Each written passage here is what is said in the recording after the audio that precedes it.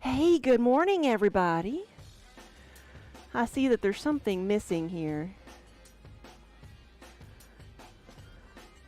Here we go.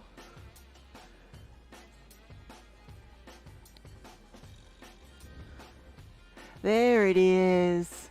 There's Kiba. We got to make sure the star of the show gets his screen time in. There we go. All the fluff. And all 3 cameras even. Good morning. Hey, Colleen. And hey, Daniel from Kick. We are multi-streaming again, so we have Kiba broadcasting everywhere.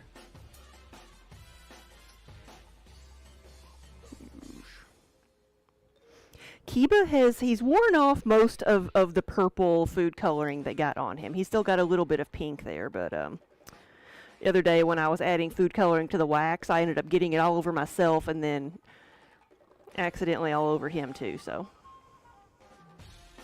he's just trying to be more twitchy.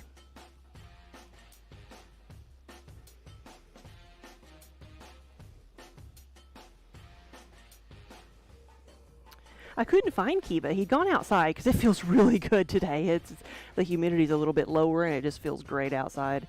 But he had gone outside and I couldn't find him. But he had gone and like laid in between my neighbor's 2 air conditioning units, just on like the concrete. I'm like, why? Why? I finally found him. He never usually goes very far. But sometimes I get worried because, he can't hear, so I can't yell for him.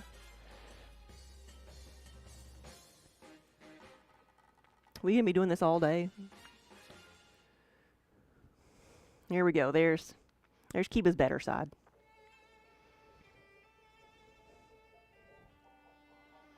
Colleen, no, he has not had a haircut. He's, he's not as big as he used to be, so we haven't gotten him trimmed.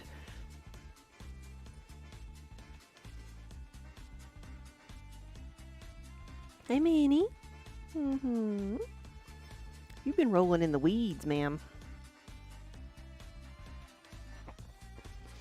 Chaotic Kitten, yes, is his half a tail. In another era, I might have named him Eeyore because he's not much of a tail, but I'm kind of attached to it.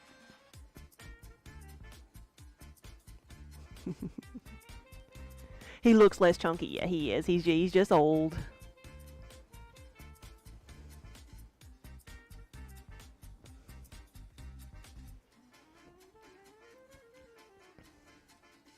And you know, he's not getting all that Italian food next door anymore, so I think they finally caught on.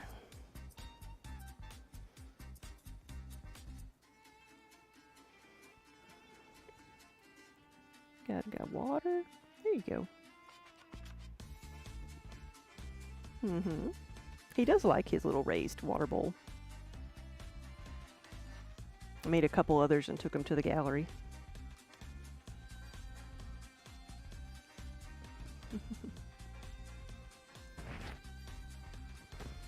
Yep, he's just as fluffy, just less chunky. But he's still a big cat.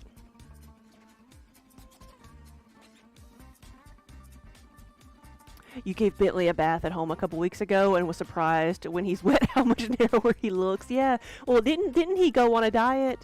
Or put him on diet food? Did it actually work? I think that's what happened. Like with Kiba, is we had some different food we were feeding him, and he didn't like it, so he wasn't eating as much of it. And so I got worried because he was losing weight, and then took him to the vet, and they gave him some different food, and he like gained a few pounds. Ooh, buddy. But I mean, he is 16, so he's just old.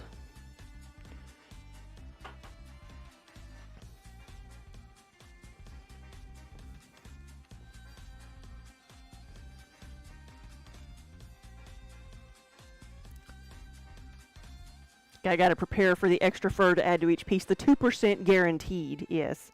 You're just gonna sit there? Okay.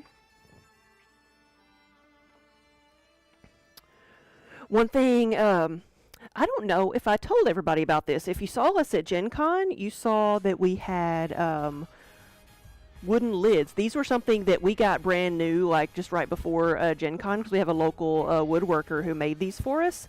But we sold almost all that we had. They were really good. They work on the 20-ounce mugs and on some of the tankards, because not all of those were measured very well. I'm going to see if I have a finished one over here, or one that's at least been glazed.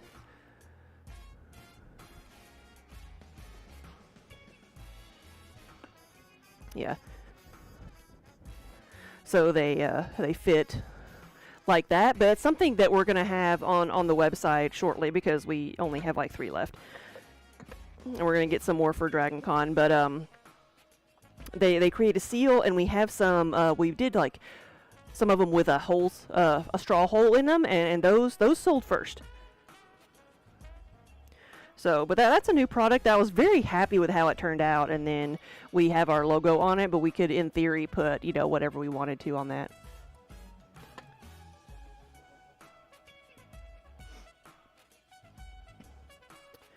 So, that all came together really quick, because I had like some that, like, you can order things like for mason jar lids. You can order like wooden mason jar lids to make them look a little fancier, but but they are too small for our mugs. So I measured and asked our woodworkers, like, hey, how hard is this? And they came through and were able to make them, and I was able to buy the seals separately, and so they worked out really well. Because people always ask us if we have a lid or a cover, just a cover for them, for the mugs, like if you're at a you know, at your computer, or you just want the dog or the cat hair to stay out. So that's a new thing we're going to do. Well, hello? Were you just waiting your turn?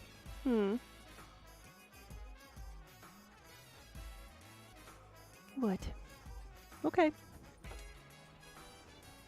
Now I've got my tiles here. I'm ready to get back into the groove of throwing. I've got a lot of stuff I need to make. We've got a lot of stuff to restock on.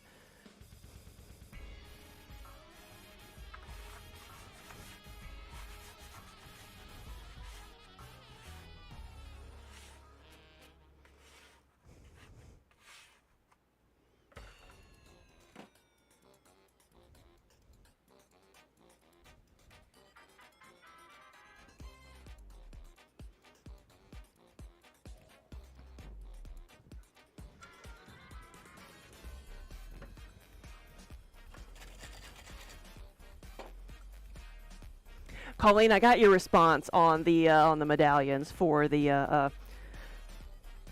cat lady mugs. We have need to see if I can post it here and get people's opinion, because Of course, we were getting ready for Gen Con, and we like right before Gen Con, like one of the things that one of my just standard things that I make are the crazy cat lady mugs, because for obvious reasons, you know, that's who I am. And but you know, the one of my favorite insults to Kamala Harris was the child, you know, miserable childless cat ladies, and so that has been taken up. I've had several requests for mugs that say that on there, and so I've made a couple different designs. Of course, we didn't have time to make them for Gen Con, but we had so many people ask for them, but so I made a couple of different designs. I'm gonna see, I can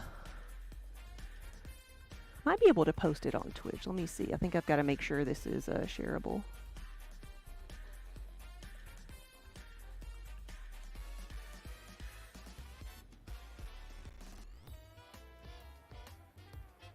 Okay.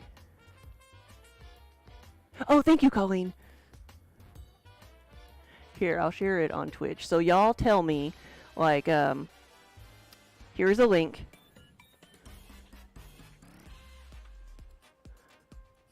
Y'all tell me your opinion. Which one do you like best?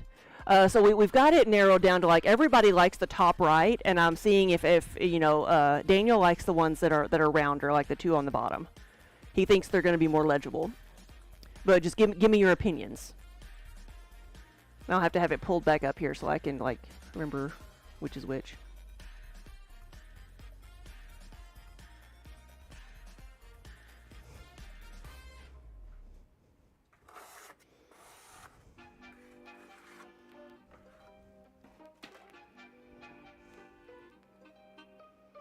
Have I thought about doing a crazy cat dad or crazy cat person mug? Yes. Yes, and I don't know if I'd want to do it just like the exact same design as my crazy cat lady, but just do like man or person. Crazy cat lover. Something like that. But yeah, I've thought about it. And I've done, I think I've done custom ones for like crazy dog lady before too.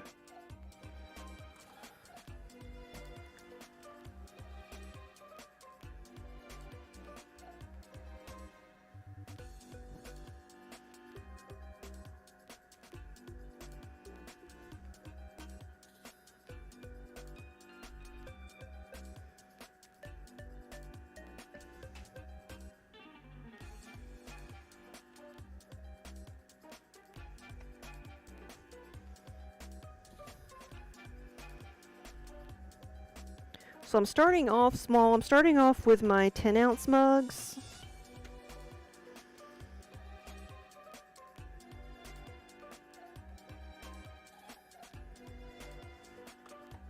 The Kiba face one. I know, I love that one, but I know that's just, I'm biased on that. I know I'm very biased.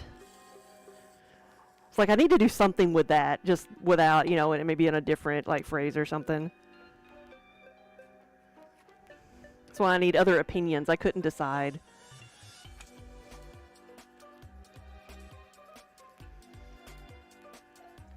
Bruce Weasel, hey! Good morning, good afternoon, wherever. Greetings, whatever time it is where you are.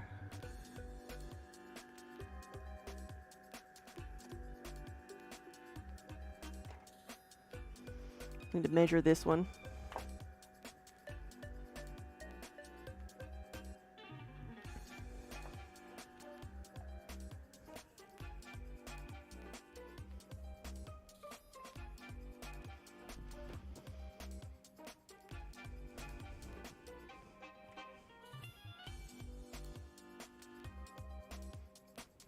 Yeah, see, you say it's such an appropriate face. I didn't know if we were going for if snarky or cute was better. Like angry cat or friendly cat. All right, now I measured this one, so I need to set my guide before I forget about it.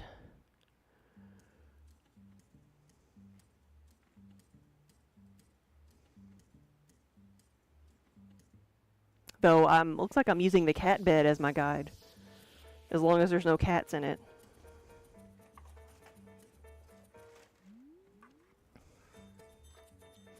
You like the top right one a little bit more than the others. That's the, like, everybody chooses that one and then another one of the others.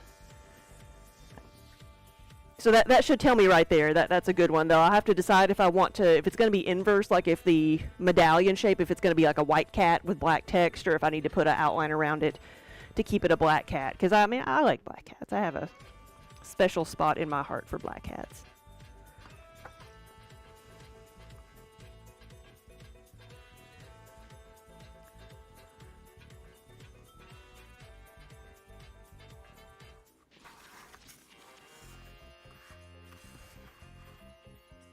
Sky, what is this? What do I have only 15 of?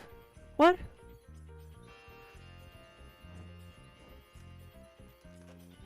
I know I don't have 15 cats yet.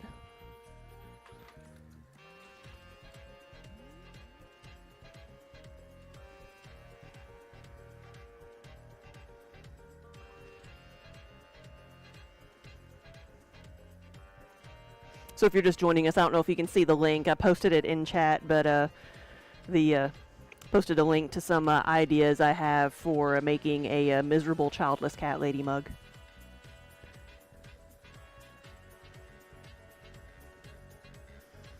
Well, we are just getting started. I've not been on for just a few minutes, so.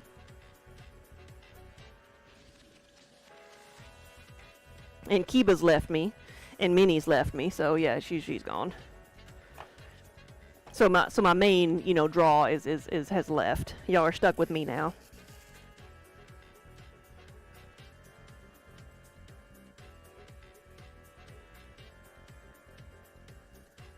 There we go.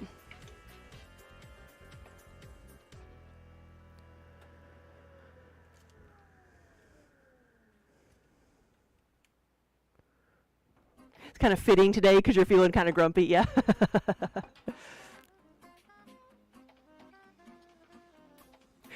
Are you wanting to stream pottery or something else, or any type of craft? Well,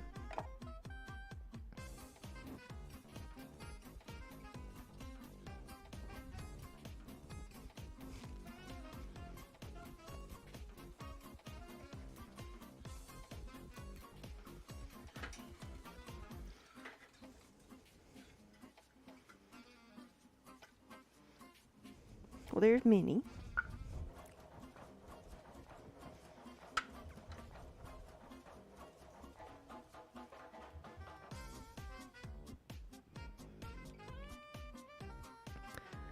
My tips for people when they asked about streaming is to say, first of all, like, do something you're comfortable with, because you'll be fiddling with all the setup and stuff. You don't want to be like frustrated by trying to figure out what you're doing while you're trying to do, mess with computers and everything else.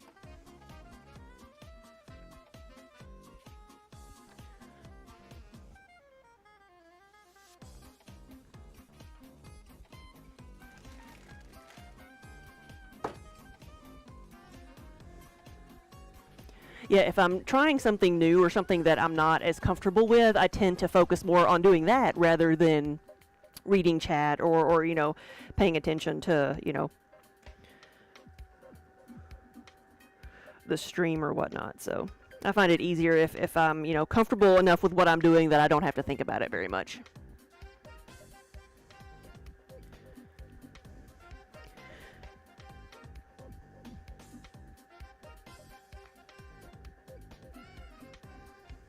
But I had, even before I started streaming, I would do demos when we would go to shows. So I was accustomed to talking to people while I worked.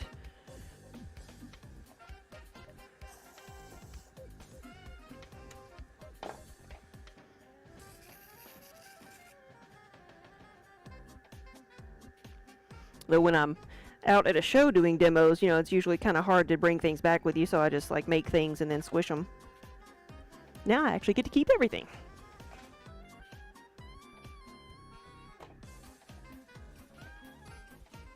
That is also part of the fun. I usually let like little kids come up and squish everything when it's done. I thought about that as a kind of a fundraiser at a show sometime, like make a bunch of stuff and then let people bid or buy raffle tickets or whatever to see who gets to squish everything.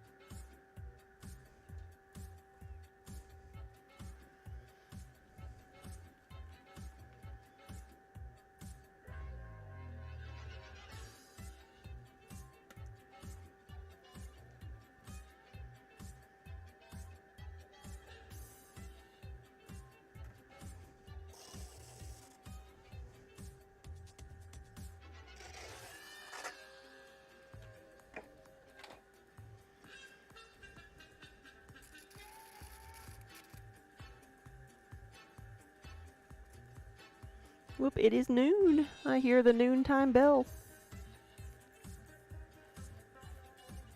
Because the tornado siren goes off here every day at noon.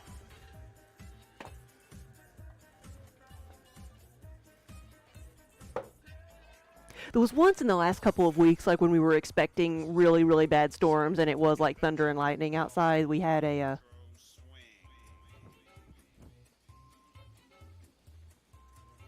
I think Minnie's on the roof. I just heard a thud. I hope it's Minnie. I hope it's Minnie. If not, we're haunted by all the claytalities we've had in here.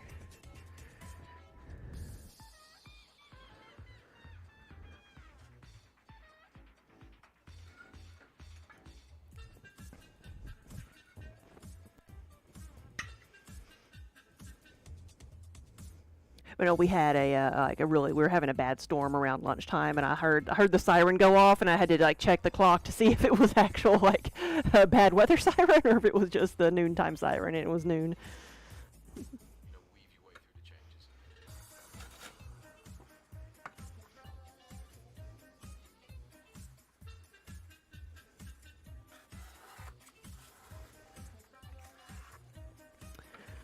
Dark. Oh, you got your order. You got your shipping notice. Good. Yeah, we have been doing a lot of packing so they can go out on Monday. So I sent out, printed everything out.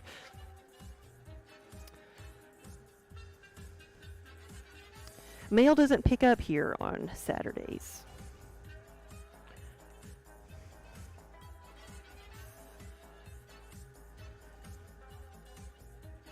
But yeah, you'll see some tracking movement on Monday.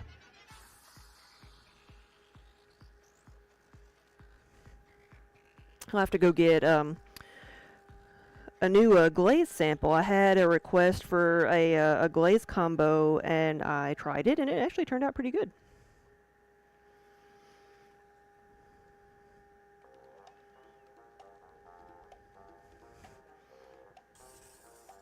It's like the blue of the Starry Night with the iron.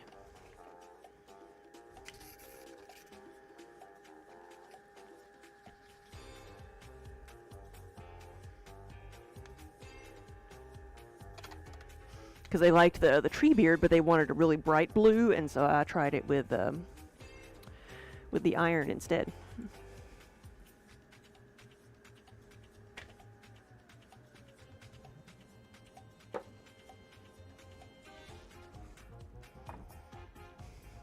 I didn't check to see when I started making these, but it is, well, it's noon, so I'm just going to start at noon and see. I have 5. It's not that many. Oh, you had hail the size of a nickel. Ooh, scary.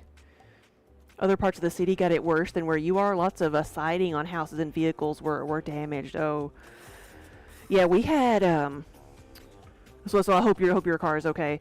Was it in May? Was it March? Anyway, earlier this year, like when my mother had her hip replacement, like while she was in the hospital, we had like a really, really bad storm. It was actually like worst timing ever. We were getting her, like, she was being released and getting her into the car, and it just came like a flood of rain and hail for about 20 minutes. So on the way back to her house, it was just like we were like barely driving, barely moving at all.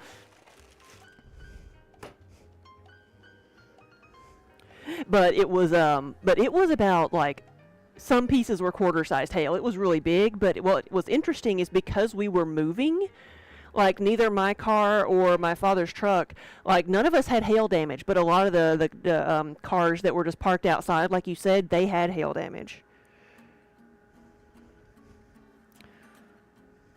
Well, that was interesting that just being in motion like prevented as much damage.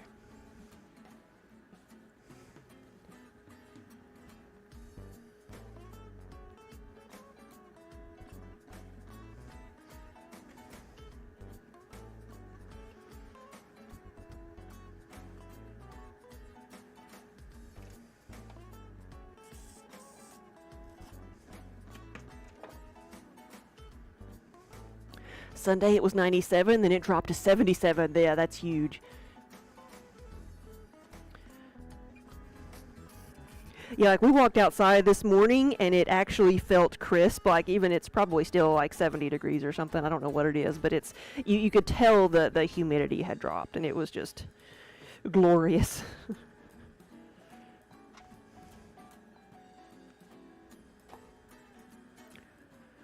Because like the week before Gen Con, when I was like firing all the kilns, you know, one right after the other, it was so miserable in here. I had one of those like neck cooler things that I was wearing because it was so hot. Especially while digging around in the hot kiln. Maybe if I hadn't been doing that, it wouldn't have been so bad, but, you know, unloading a 400-degree kiln to fill it back up.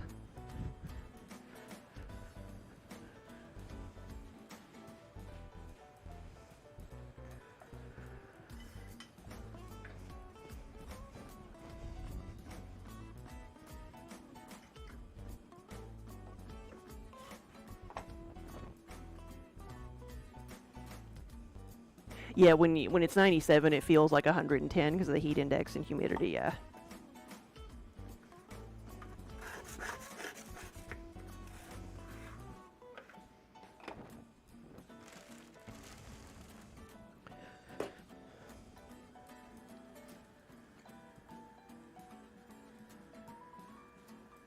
Yeah, 1 minute it's sunny and the next minute it's hailing. Yeah, and we've had it, like, we actually haven't gotten a lot of rain here in the last little bit. It's been like popcorn. It's like it was so dark here one day but we never got rain. It rained just north of us and just south of us, but we never got any precipitation.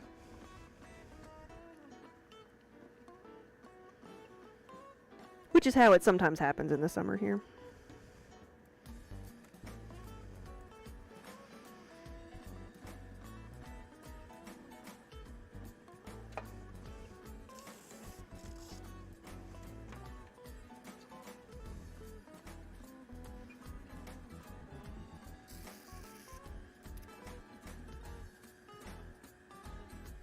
Ooh.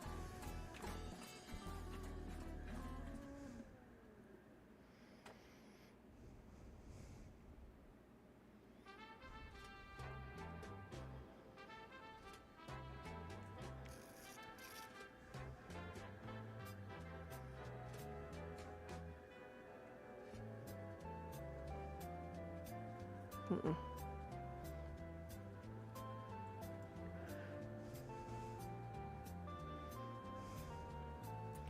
Oh, what is this? Anybody want to swing their sword? Anybody with a green sword in here? Anybody want to cut down the bot?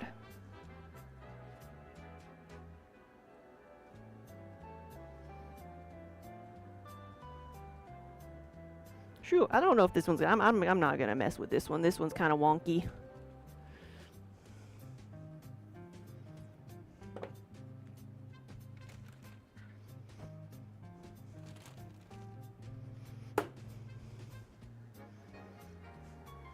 Thank you, Colleen.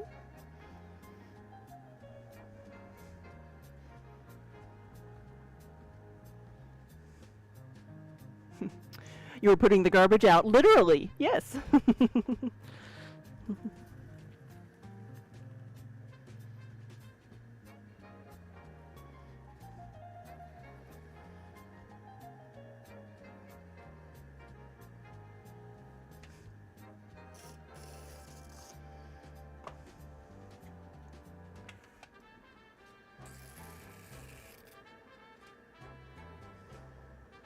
See, that's how it's supposed to go. Just like that.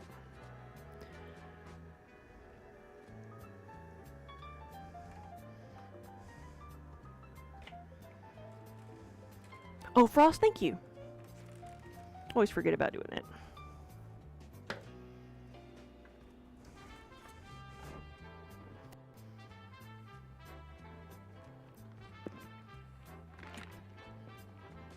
So, I know I've got all kinds of mugs in here, but I've been drinking out of my Slurpee cup from 2005 that we still have. We have a couple of these with the different characters on them. We saw this past week we saw Deadpool and Wolverine. So we've been pulled out the one that had Wolverine on it.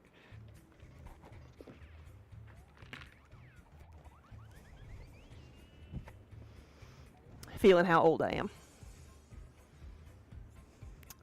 Give me more. Gotta remake those. Yeah, 4,000 mugs we sold at Gen Con. I wish. Let me get my tile. We definitely came back a little bit lighter than we were there.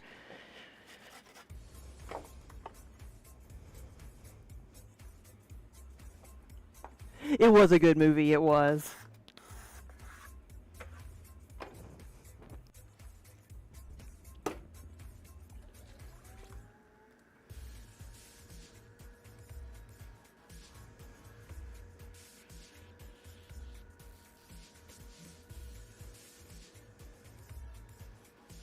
There were so many good quotes, so I think one of my favorites is like about Wolverine. He says like, "Yeah, Fox killed him off, but Disney's gonna have him doing this till he's 90."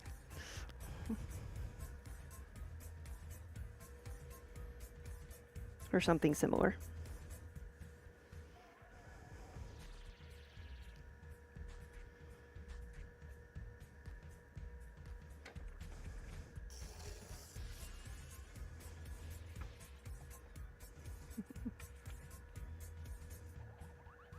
Right, yeah, Frost, yes. Till you're 90.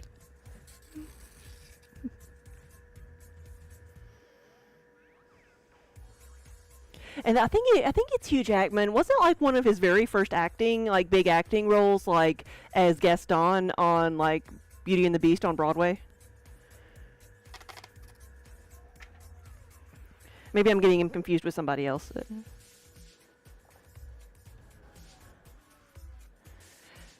There are end credit scenes that are good too, yeah.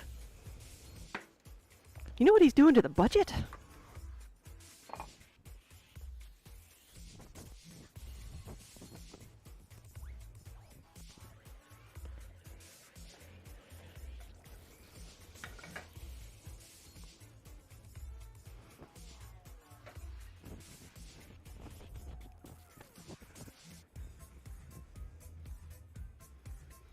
End credit scenes in a Marvel movie? Never. Never.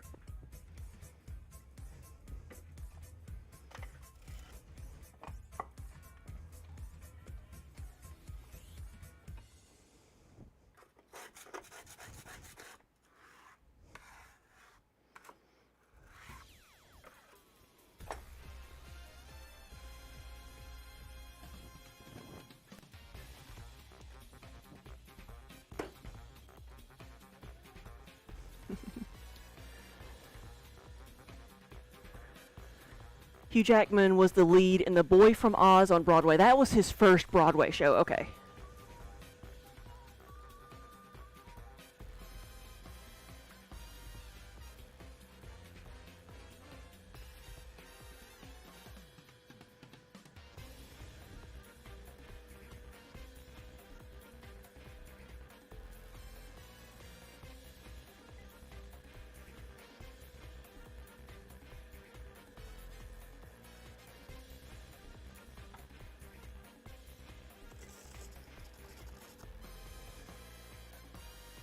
Though we did not go to a theater that had the popcorn buckets.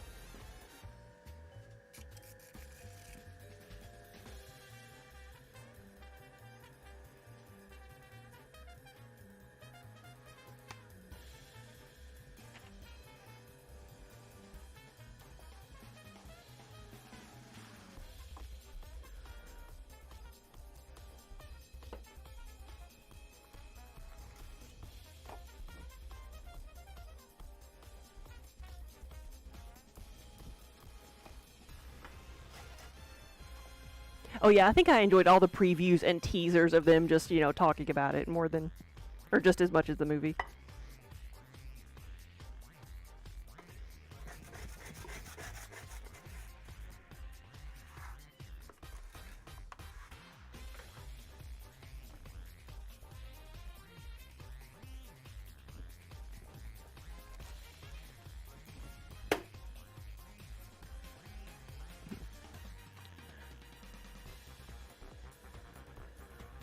Oh, really? You got to see it in person?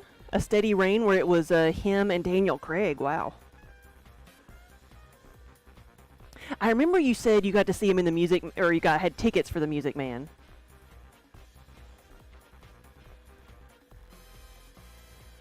They make a joke about Music Man in there too.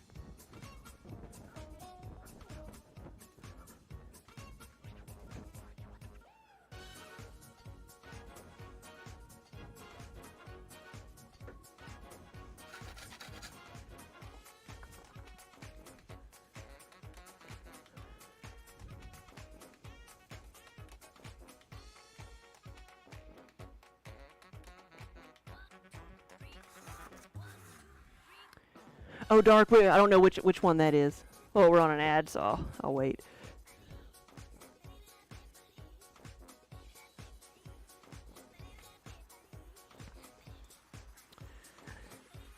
But Hugh's got a reputation for being one of the nicest people ever. I love that.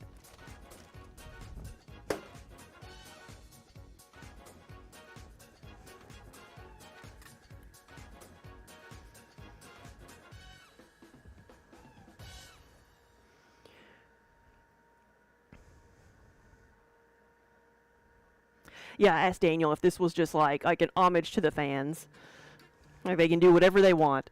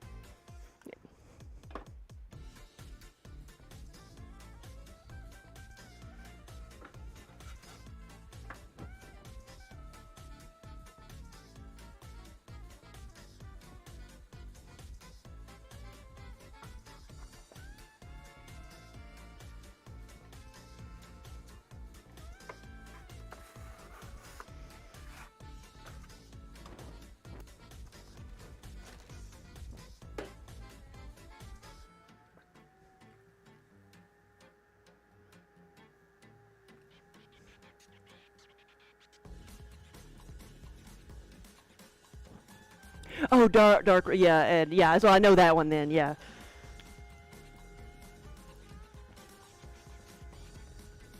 By the time we had seen the movie, I'd seen a lot of the spoilers because you can only, avoid them for so long. About people talking about all the different cameos that were in it, but.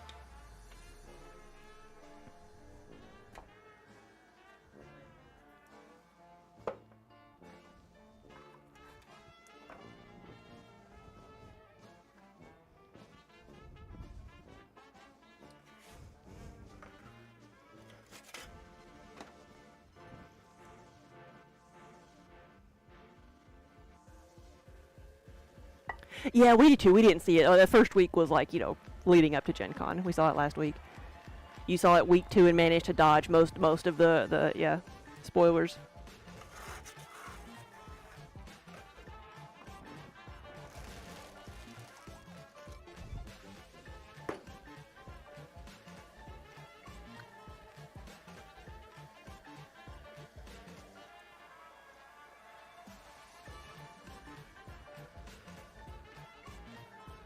Yeah, I didn't even know there was plans for a Gambit film at first.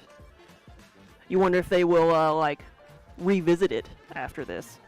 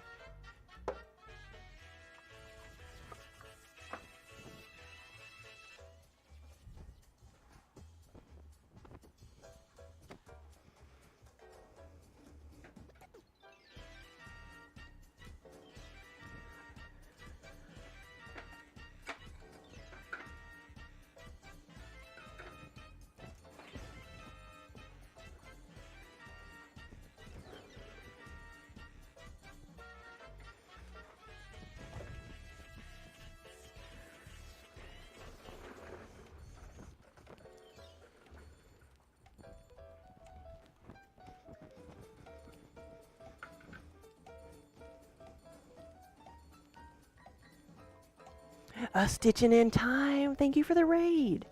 Welcome, everybody.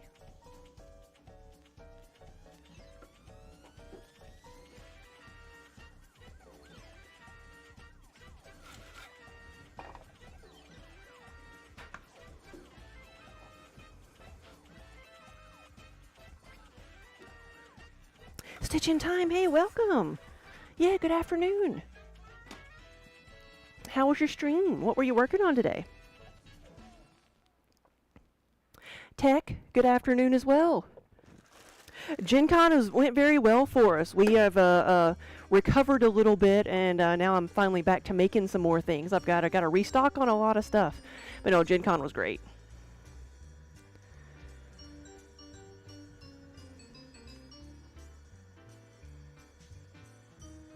Yeah, Stitch, thank you so much for bringing everybody by.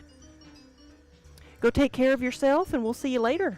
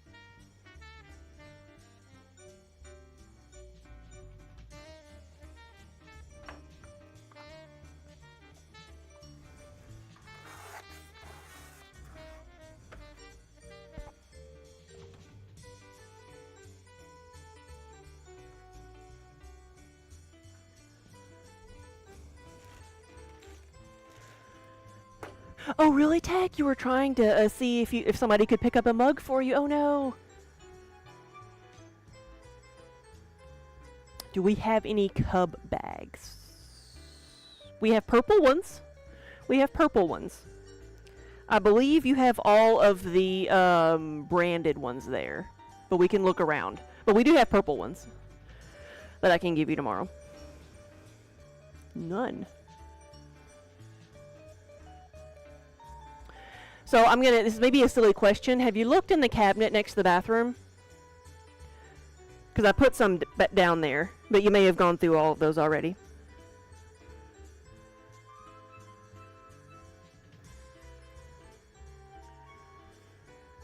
And I have another box of those itty bitty bags.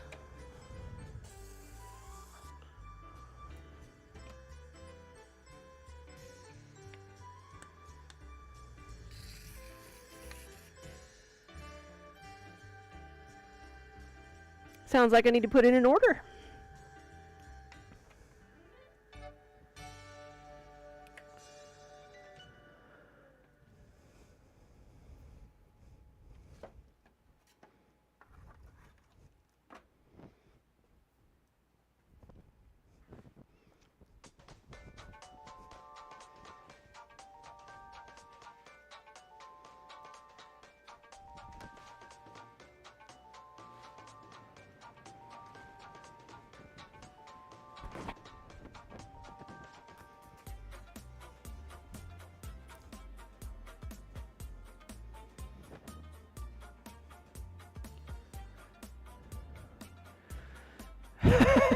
We have boxes of cub bags.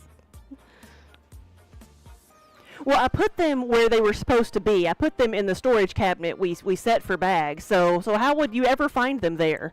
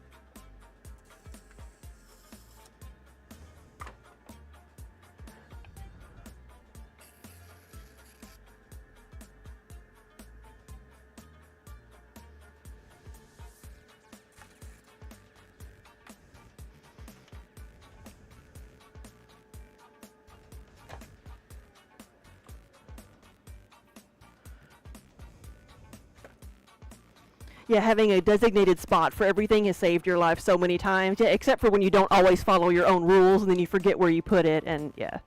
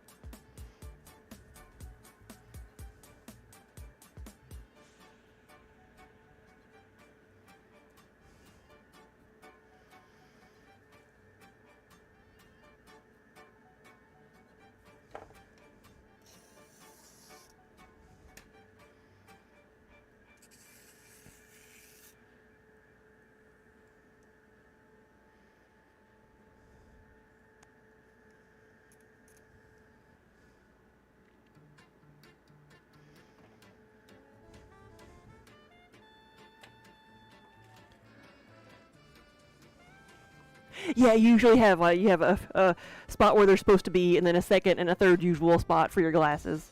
One spot for each room.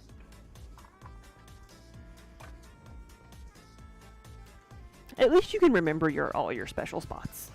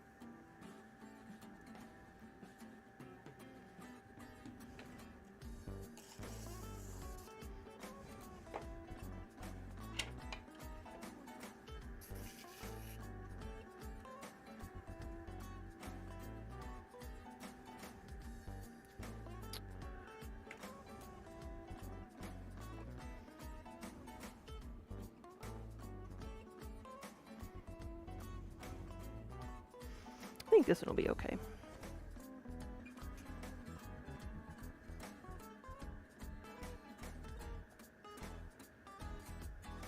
There we go.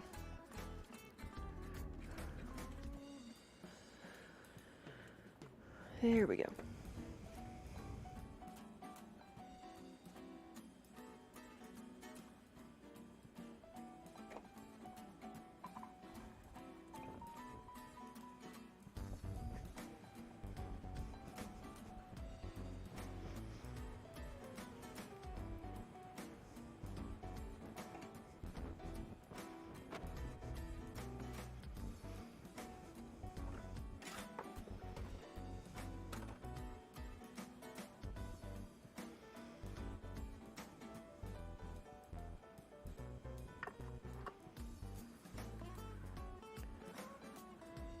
Got it, kitten. I feel that so hard. Yes, is that your visual memory sucks, so that's how you deal with it when you're not tripping or bumping into stuff that's not supposed to be there. Yes.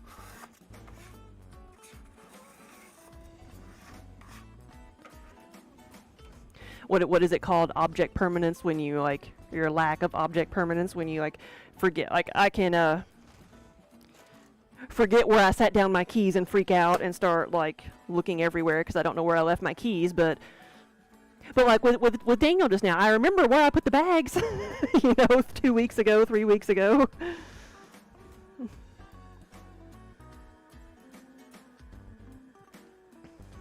We, and like little things like a tape measure or a pair of scissors. Where's the where do we leave the tape measure? We just end up like buying 12 tape measures and just having them everywhere.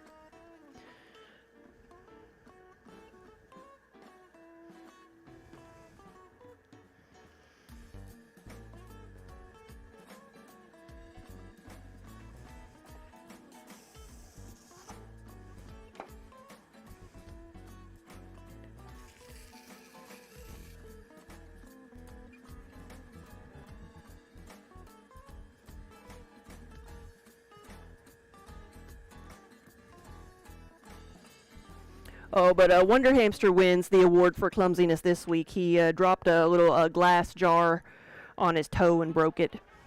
So he's got a broken baby toe.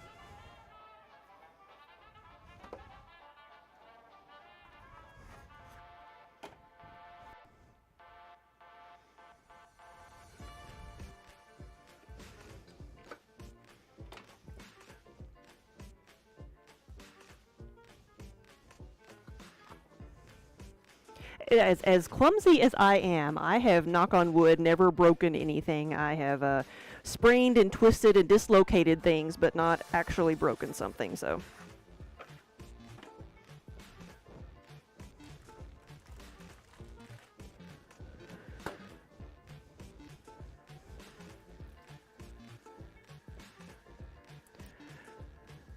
Curious brain, so that's how your dad is. He never knows where he put anything, so he just has an abundance of things everywhere, yes.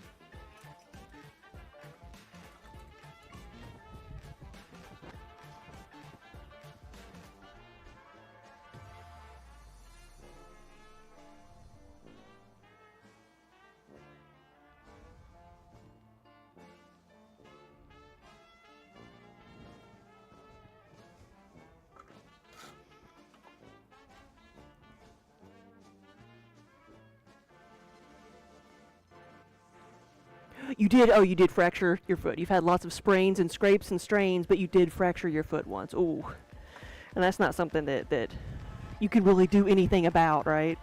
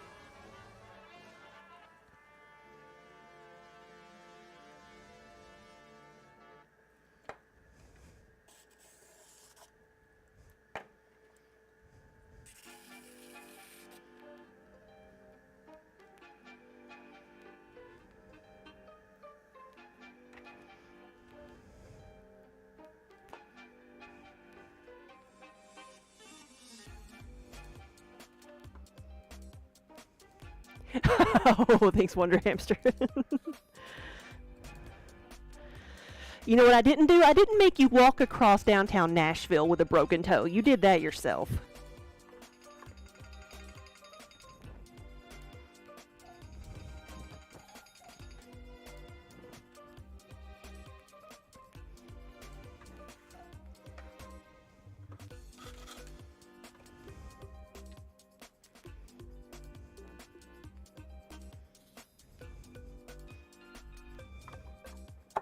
He went to a concert last night in downtown Nashville and was like, why did my toe hurt?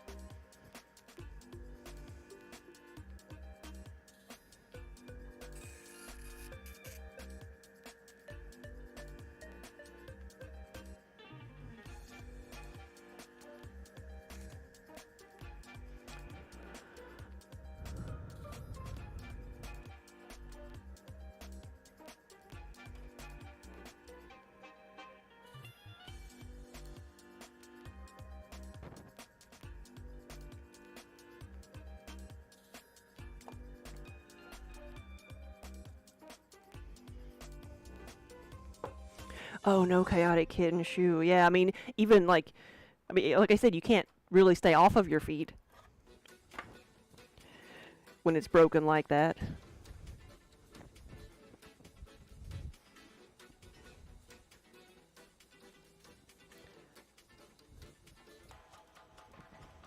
Yeah, everybody I've known who's had any type of like broken bone in their foot, it's like, oh, well, you just got to deal with it. Maybe get a boot or something, but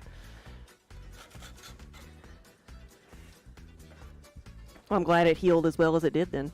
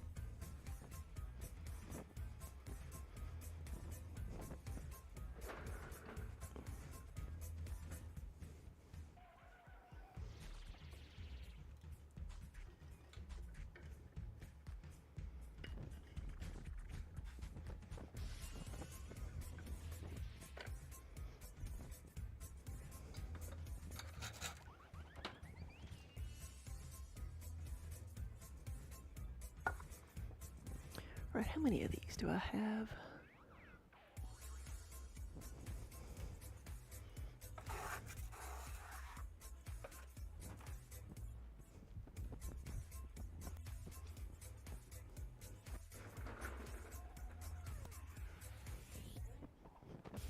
I have 28.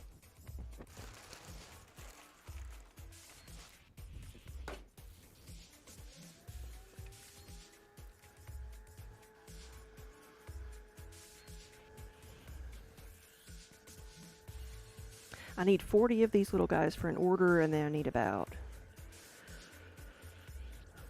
like 5 or 6 more for like individual orders.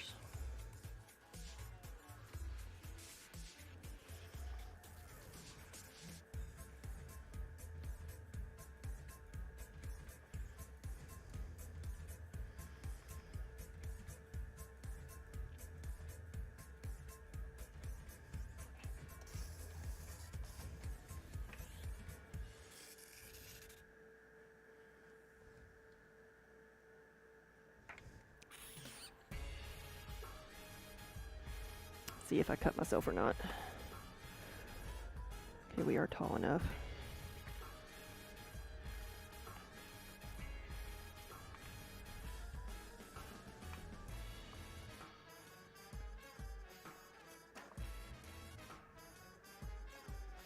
It just got me a little bit, not enough to bleed.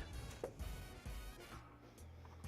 why we call it the middle rib of death, because all it takes is just a little bit to cut you.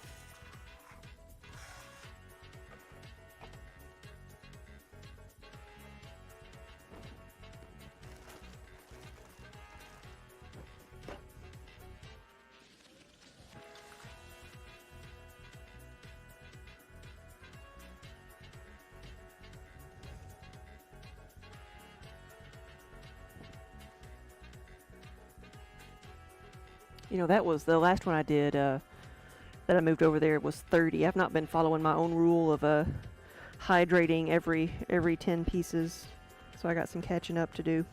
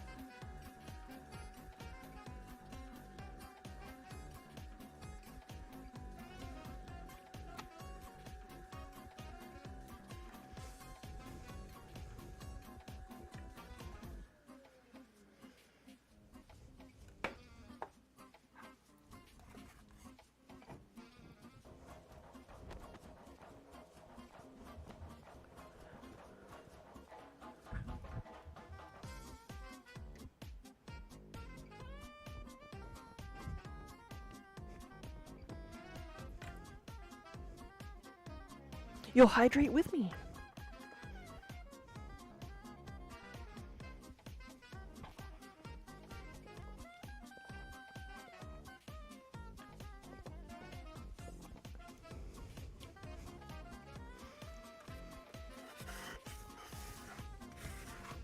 I'll have to get something besides coffee here in a minute. I've been making my own iced coffees at home.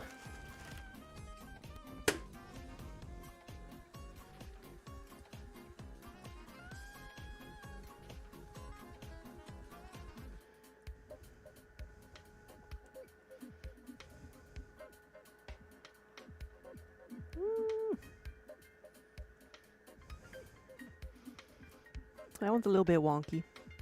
Loki, hello, good afternoon. Yeah, welcome back. How are you?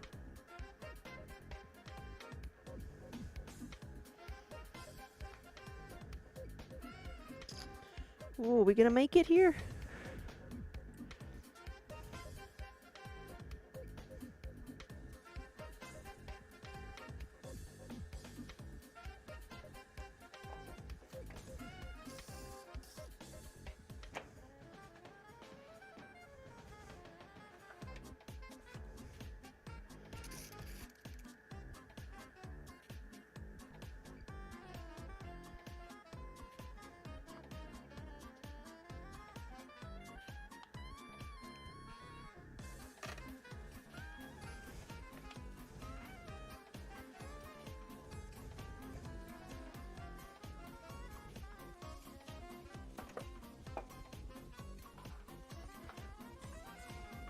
Recovering nicely. Oh, have you been ill?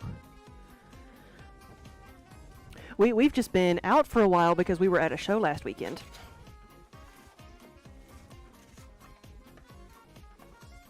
This is only my second day back of being live.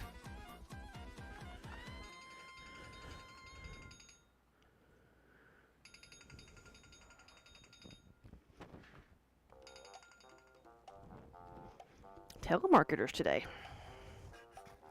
It's Saturday, isn't it? Yeah, it's Saturday.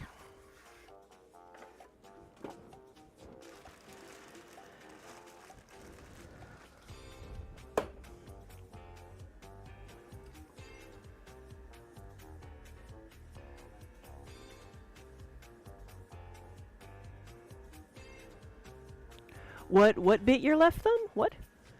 Hey, see ya.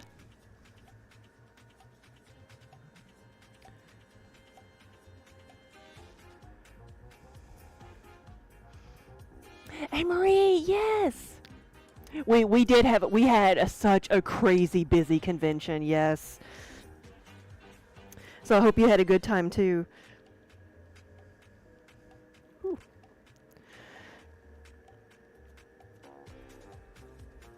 And thank you for taking the time to stop by the booth because it was crazy there. It was an axe? Oh my gosh.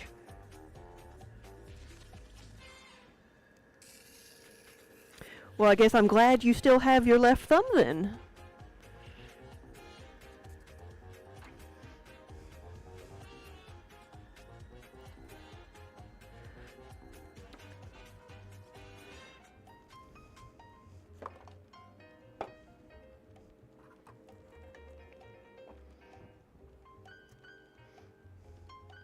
And if anybody's wondering like where the chat is, I'm talking to Loki on Kick.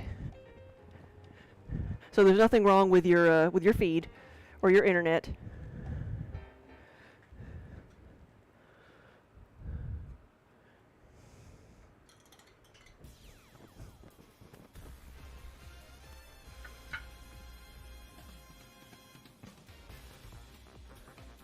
You filled up your Marie. You filled up your suitcases with games for your own convention this coming weekend. Oh, nice. And you may have told me about it there, but like, where is your convention?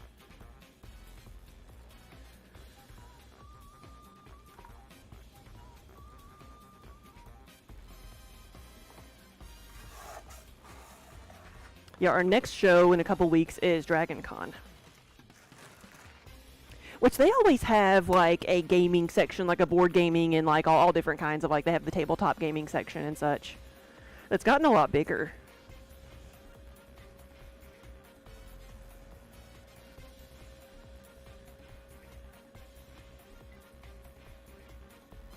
In Seattle, Dragonflight GameCon.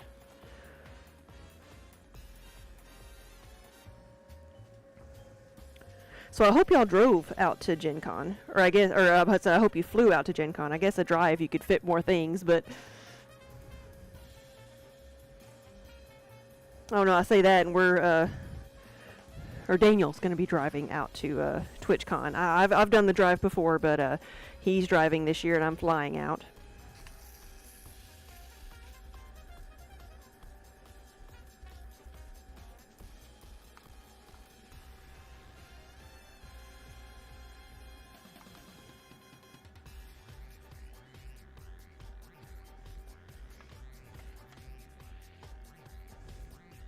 You flew, but there was a fairly long delay getting back. Oh, I know a lot of people that we knew were coming in and out of Florida, and there was a lot of flights canceled going to Florida because they were having bad weather.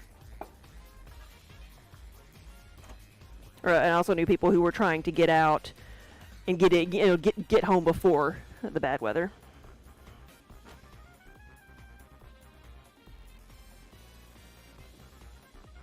Ooh, fancy first class. Hey, Knitter Girl, good afternoon.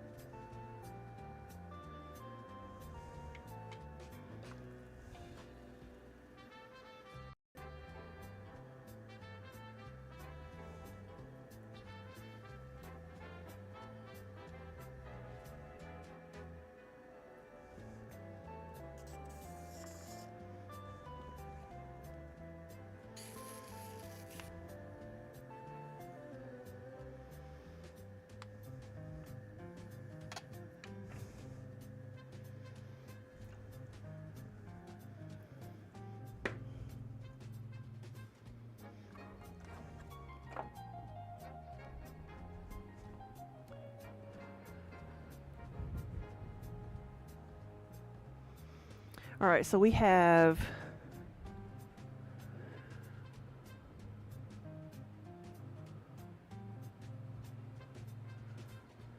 29, 31. So we have a total of 36. But I've made 31 pieces in that last hour, which I think is pretty good. It's only just now been an hour since I checked the time at noon when I had made 5 pieces, so that's pretty good.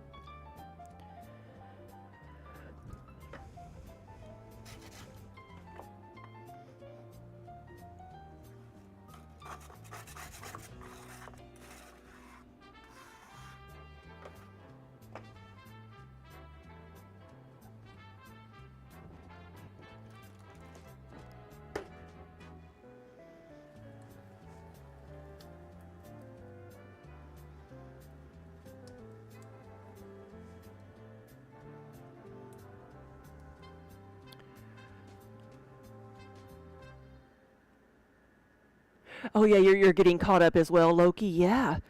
So how, like, did you have to just have your hand bandaged, or did you have to have it in like a brace as well?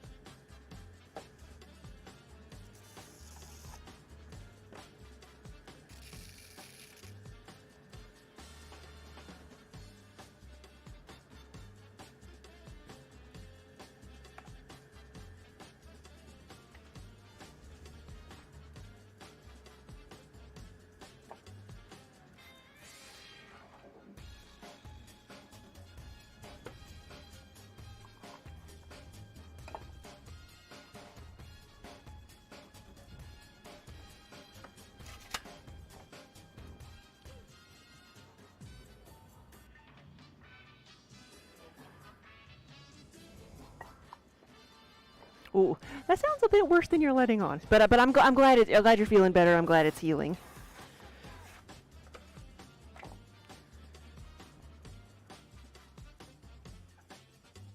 Oh, cat lady, you had to stop in Minneapolis, and there was pretty bad storm there, which caused the delays. Gotcha. Yeah.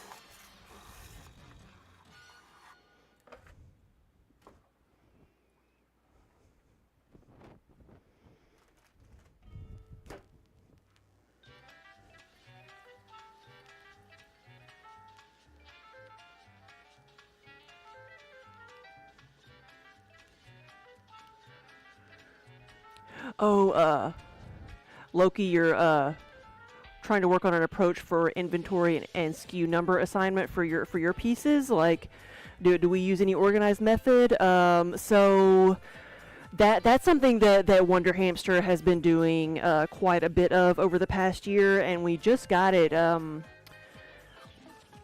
situated for like when we went to the show this past weekend. We finally had SKUs for all the different mug phrases we had, because previously we had just been doing, like, we had a button for 20-ounce mug versus 10-ounce mug versus tankard. Now we have SKUs, and where we can, even if we don't have like a sticker, we can look up, as you wish, 20-ounce mug, Prancing Pony 20-ounce mug. So we can have a better idea of exactly what we sold for better analytics. And so I recognize what a huge task that is.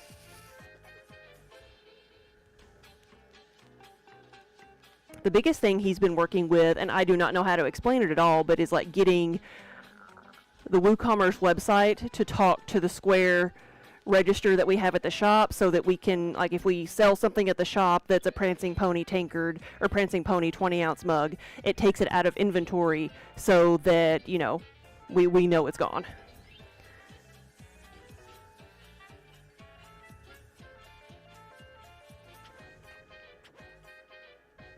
Because previously it was just a list that we kept and updated periodically.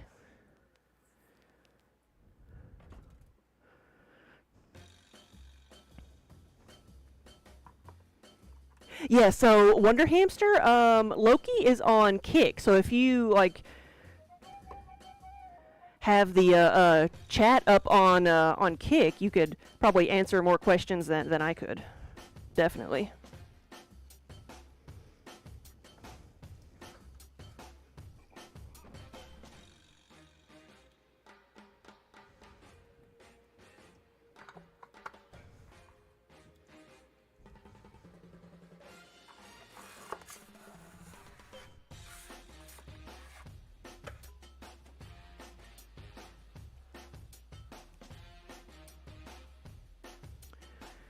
Yeah, Loki, Wonder Hamster is saying, like, as long as you don't like redo every single SKU, it only took a year.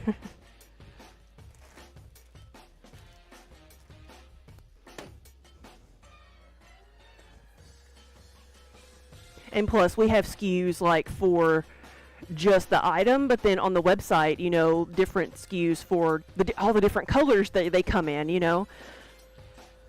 But it is easier now that, like, when I have things, I can say, okay, I have one in this color and this color in stock. Put that on the website so people can know what they're getting.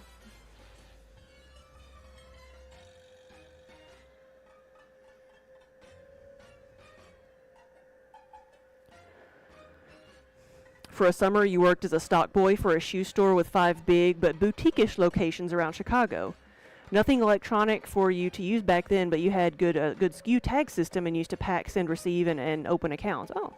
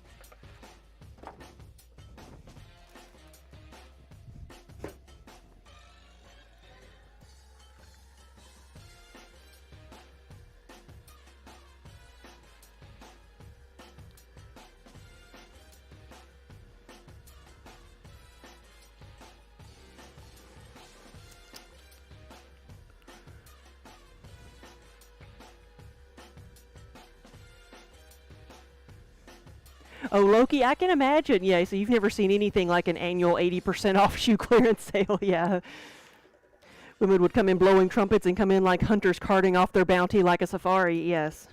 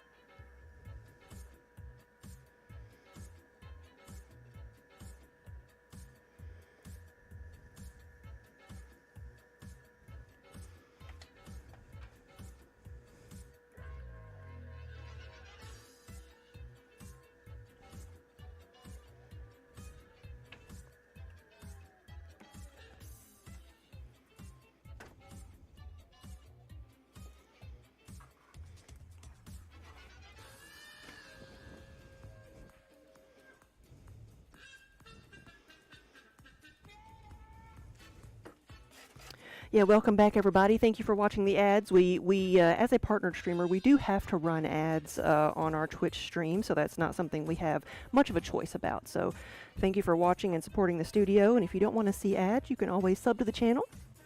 You can use your Twitch Prime sub here, which is absolutely free.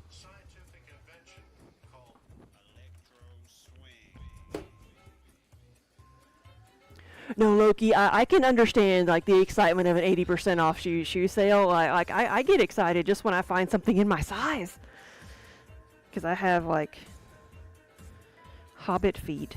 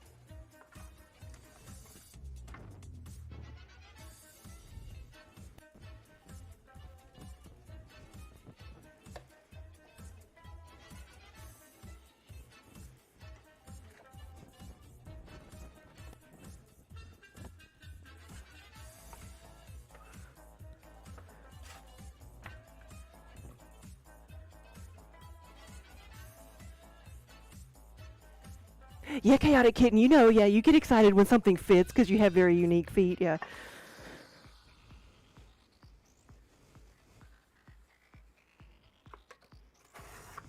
Oh, yeah, and so like 80% off of the Italian leather shoes was probably still more than I've ever paid for a pair of shoes ever.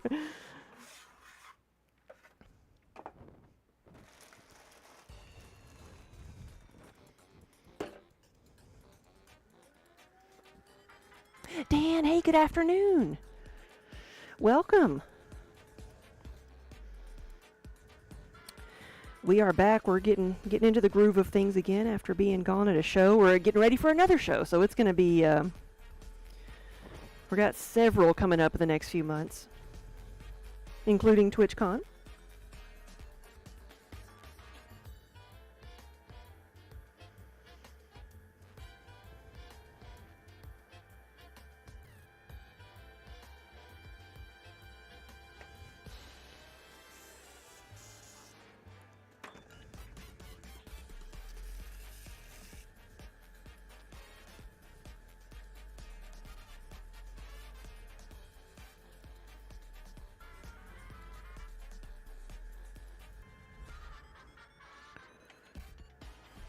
This is the 10-ounce size, so this is the smaller mug.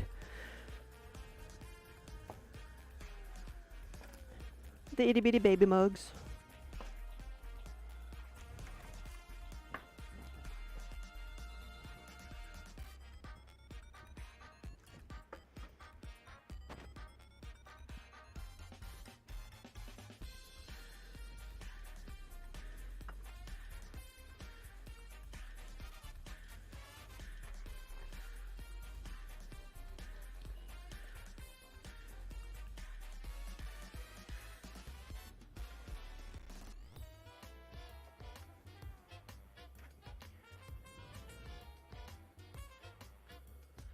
Oh, kitten, I know that feeling. Yeah, when you like that's one thing. Like, so my shoe size is like a 12 in women's, and it's so hard to find something in women's. Like, everybody says, oh, just go to the men's shoes, but they're like built wider than I need.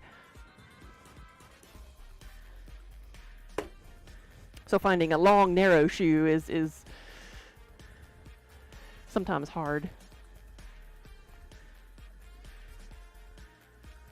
What is the smallest thing I've ever made? I actually made some tiny pots. At one point, we did during the pandemic. There were several people that started streaming on Twitch doing pottery, and so we all got together and did a Twitch pottery throwdown and did several of the different challenges, like the blindfold throwing. We made mini pots and we did just various different things. And I'll see if I still have one over here.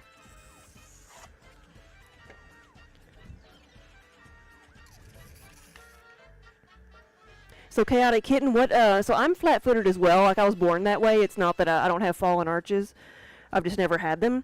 So what type of shoes do you like best?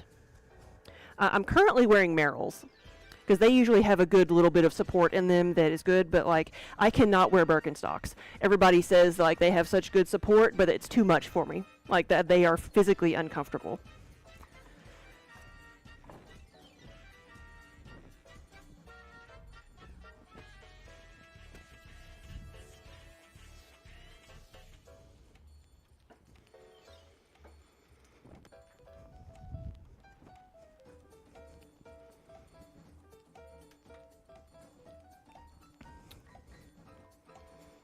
This is my itty bitty tiny mug.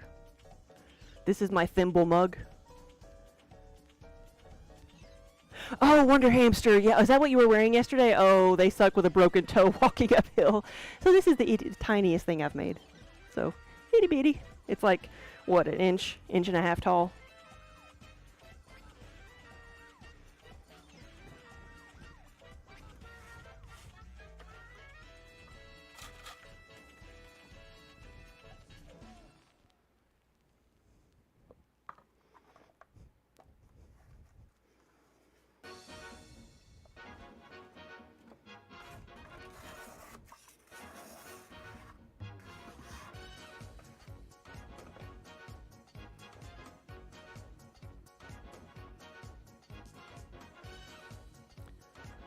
You found some Skechers that have memory foam recently, and they are flat inside, so that's good. And I've seen like recently that Skechers has like a arch support brand now, like a kind that has like some lightweight foam insoles, and they were pretty comfortable, but they just didn't fit very well, which is what usually happens with Skechers.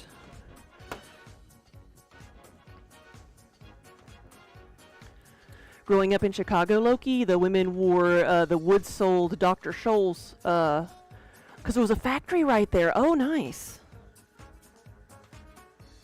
I've had some Dr. Scholl's shoes before, and they were comfortable. Yeah, slip-on shoes don't usually stay on, yeah.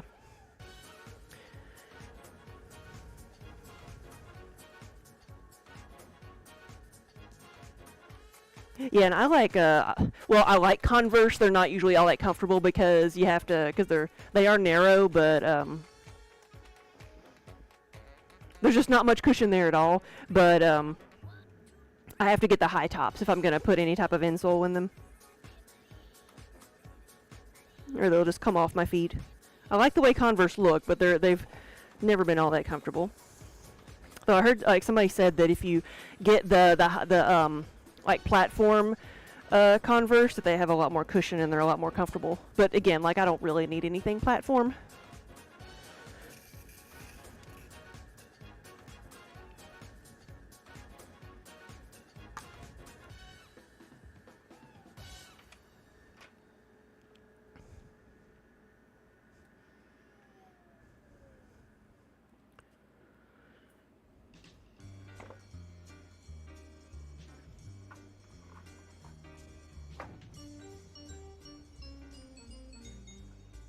Yeah, I've considered making some of those little bitty mugs as Christmas ornaments, but so it's about to be that time too, so I probably need to do those if I'm going to.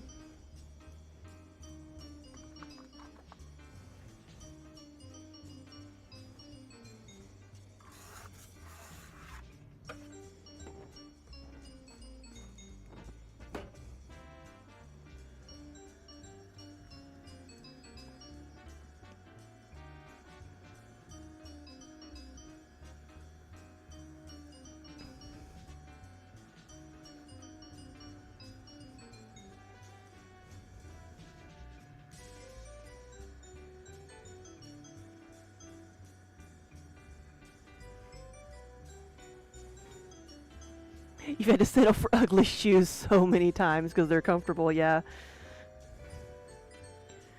Oh yeah, I'm firmly comfort over cute.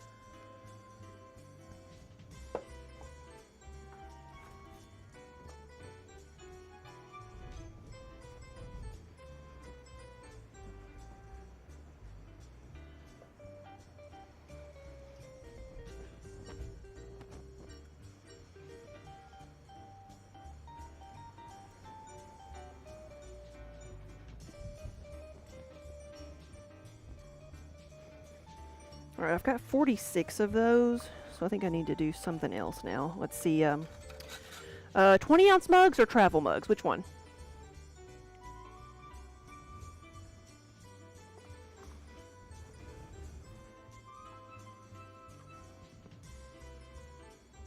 Oh, you have the ones you have now are pretty blingy. See, I like sparkly shoes.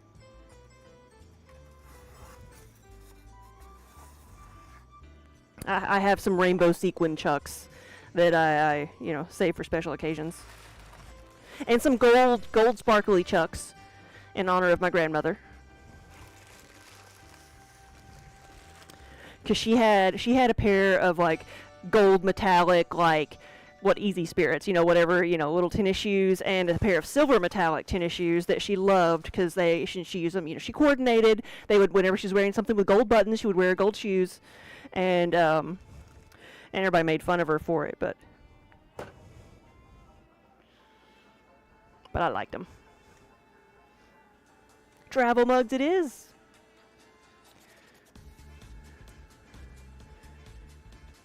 You've always had to wear the men's shoes, Dan, because of the wider toe bed, yeah.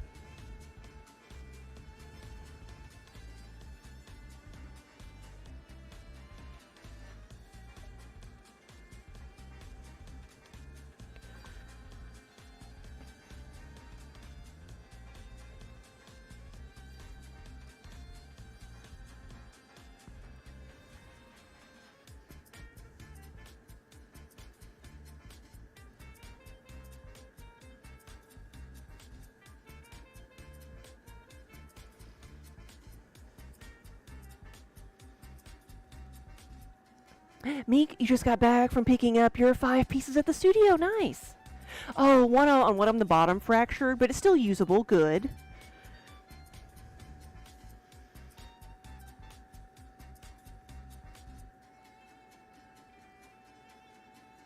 So this one's going to be a travel mug, and I'll have to measure them again so I know how tall I'm getting.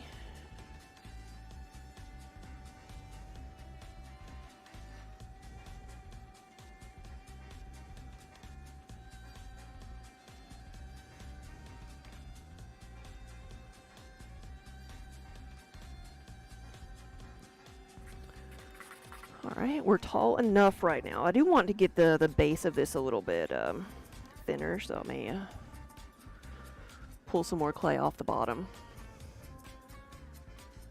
Actually, here, just strip it off.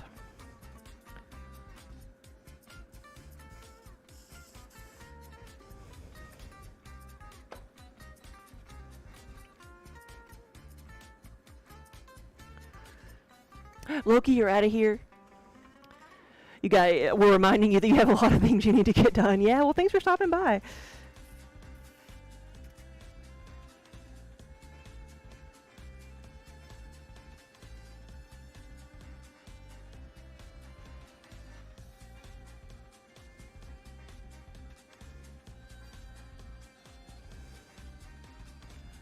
Alright, let's see how tall I want this to be. I'm going to trim that off a bit.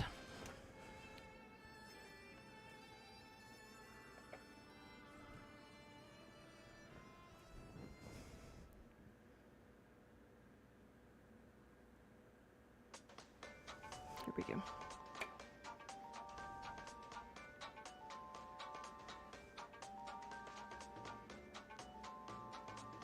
Yeah, kitten, you always have your shoes end up falling apart before you get a new pair because of how hard it is to find something. Yeah.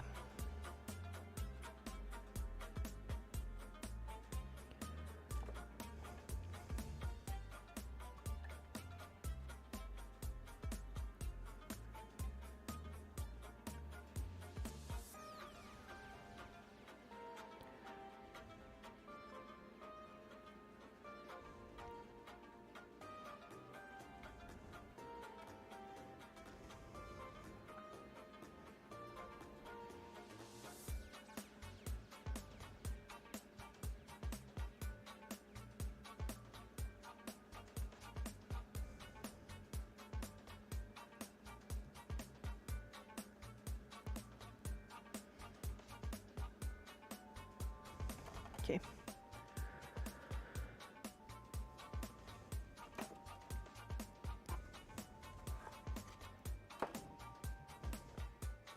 Yeah, I'm on my second pair of my Merrills I have right now. I don't know what even you can see the kind of ones that I have. I don't even know the brand, or not the brand, but just the model of them, because have become my favorite because they're like, I guess, molded from one piece, so they don't have seams on the inside that like rub on your toes, and they have some good support.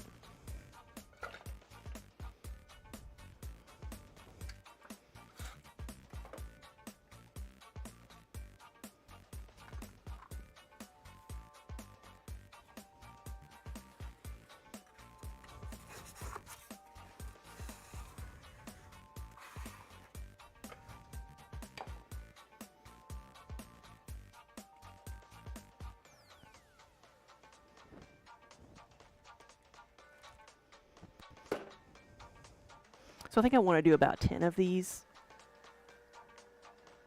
They are comfy.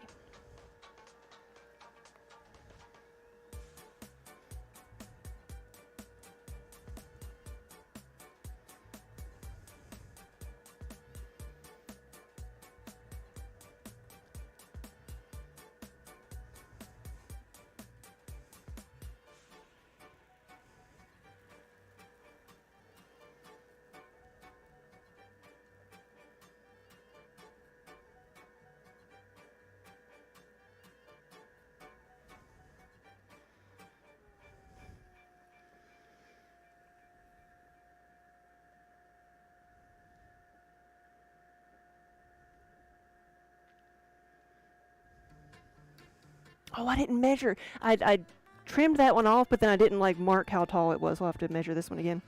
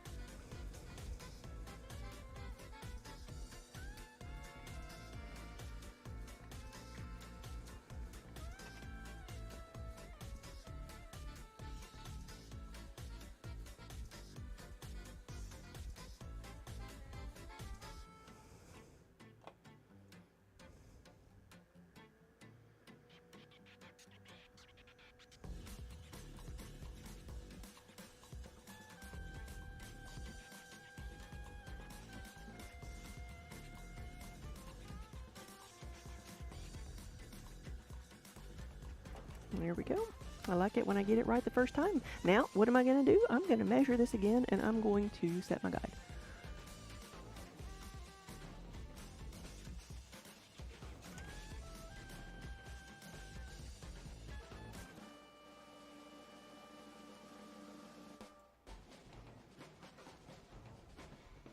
Did I cut it off? I don't remember. I did not.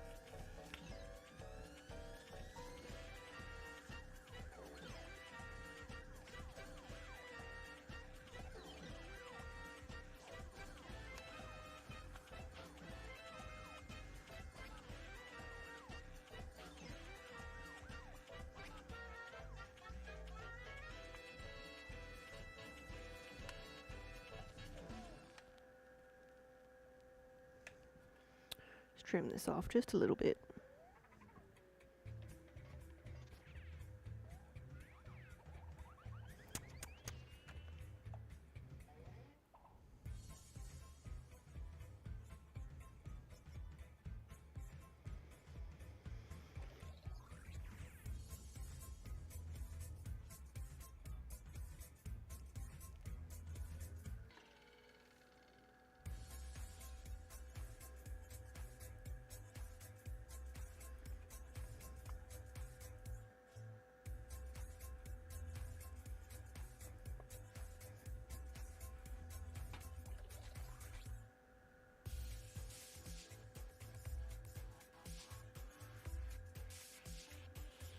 So this has to be pretty thin on the rim to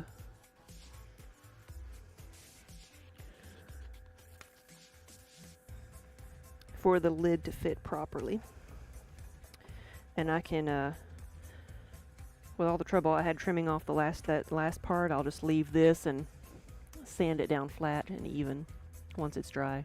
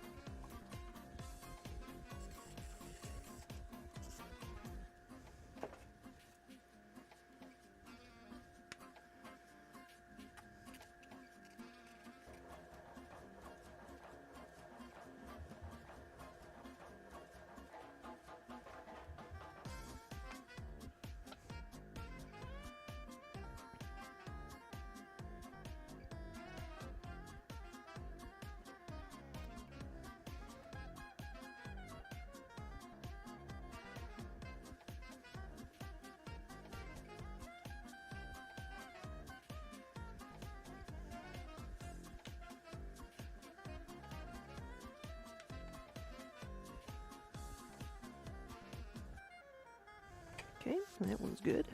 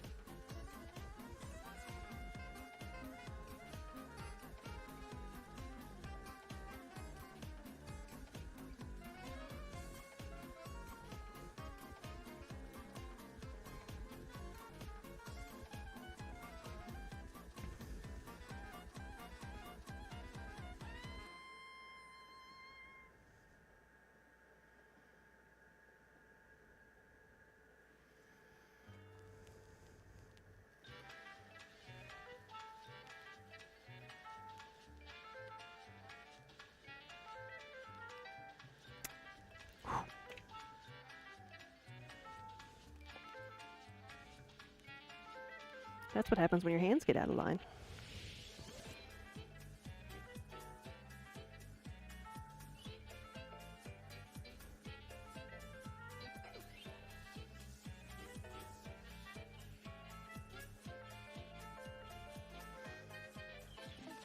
I'm trying to realign this by pushing the clay down a bit. There's probably always going to be a bit of a wobble there.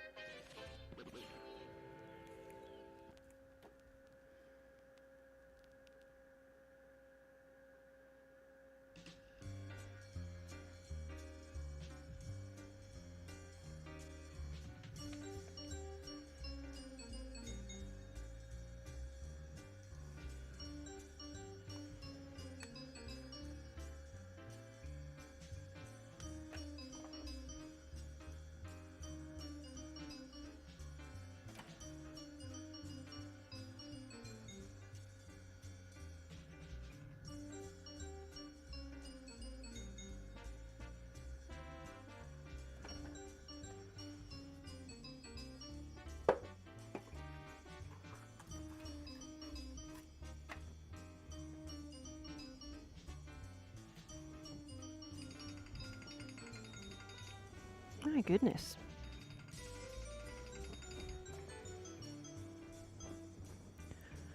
Again, I'm used to getting telemarketers during the week, but this is like the third just random number I've gotten today.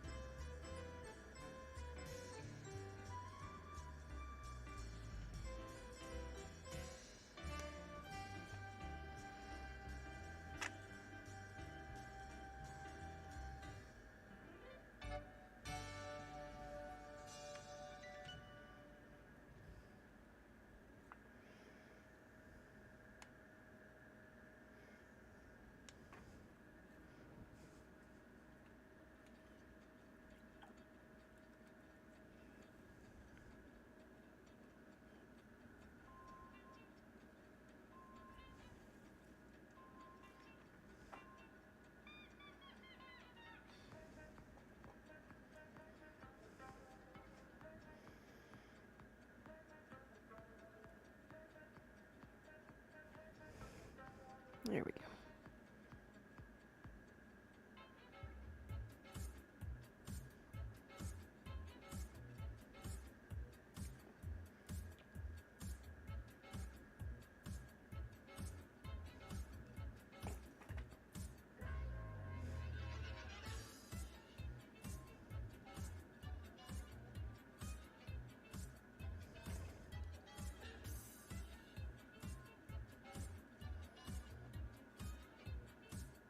Okay.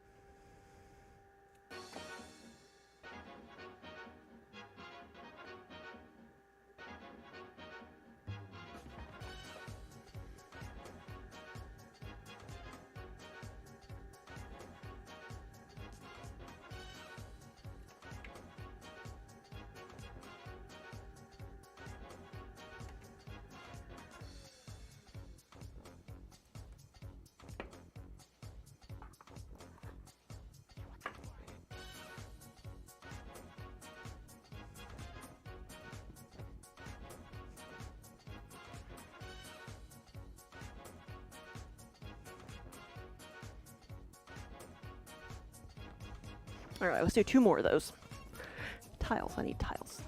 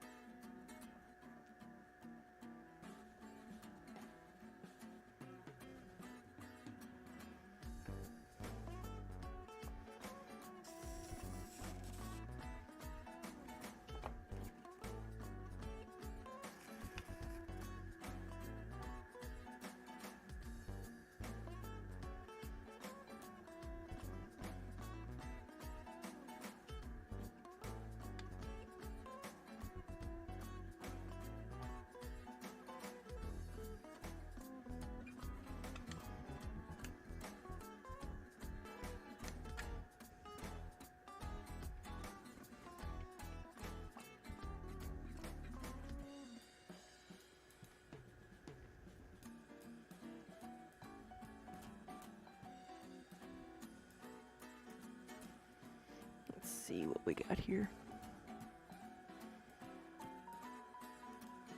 That's about right, but we got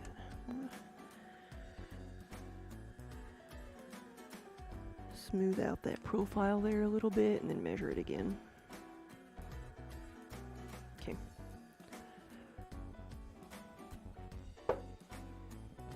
Alright, that's 1. And then that wonky rim I'll just sand down later.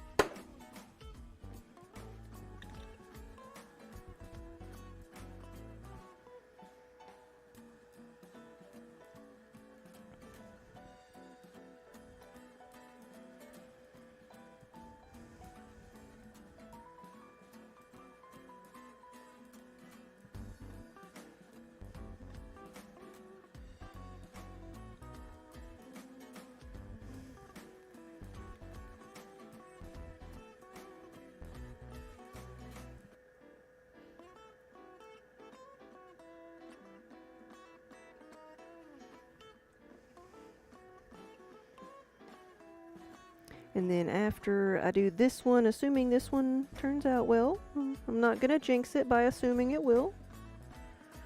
If it decides to be a mug for us today, then I'll have 10 of these, and then I can, I'll work on some of the 20-ounce mugs.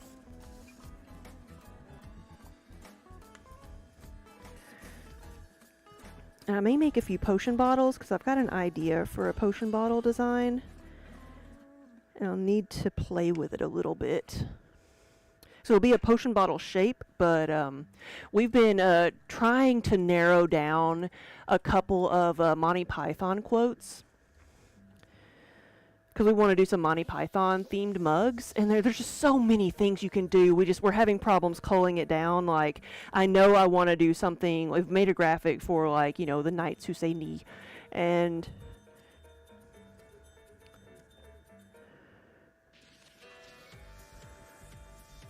but some of the others, I just don't know which ones I would want to put on a mug.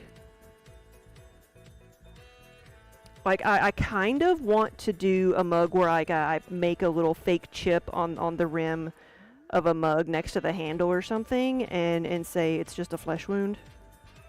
But I don't know if that will translate well into somebody actually wanting that.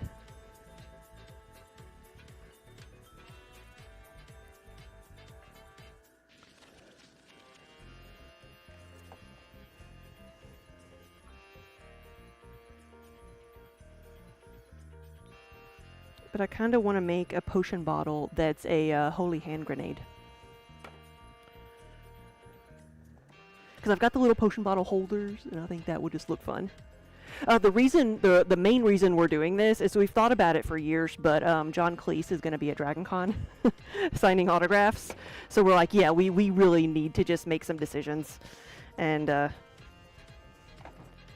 make a few of these. So I want at least 3 things.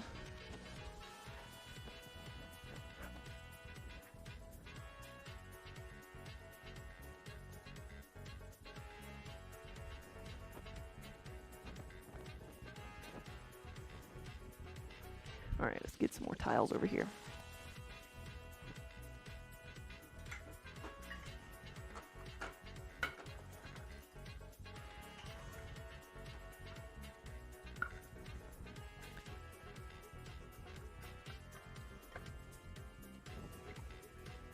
A holy cup grenade. Well, I could do it in a mug too. I was thinking a little potion bottle.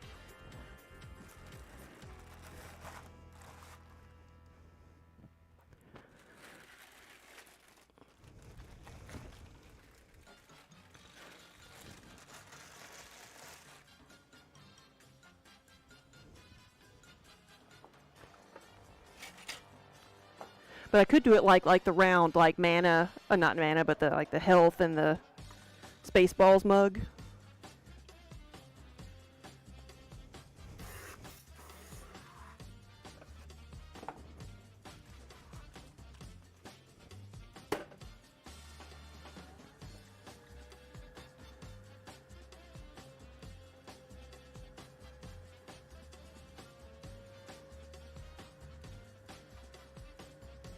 I can't remember what I'm making here. This one's going to be a regular mug, so I'll have to measure it again too.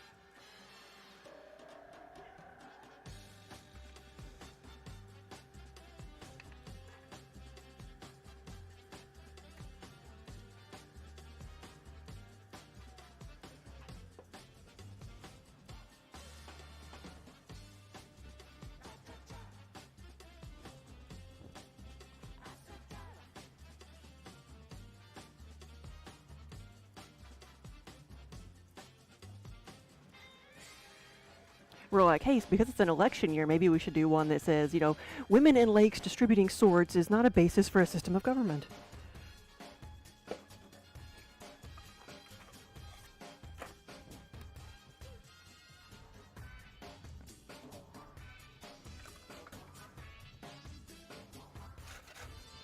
I think the other one we're definitely going to do is go away or I will taunt you a second time.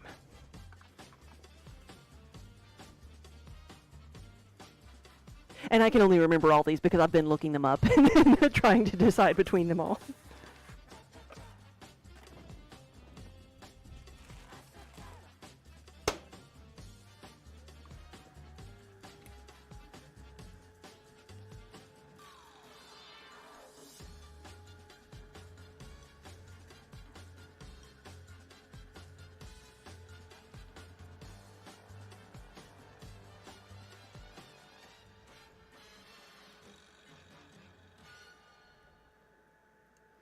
Yeah, and I'm just quoting ones from one movie.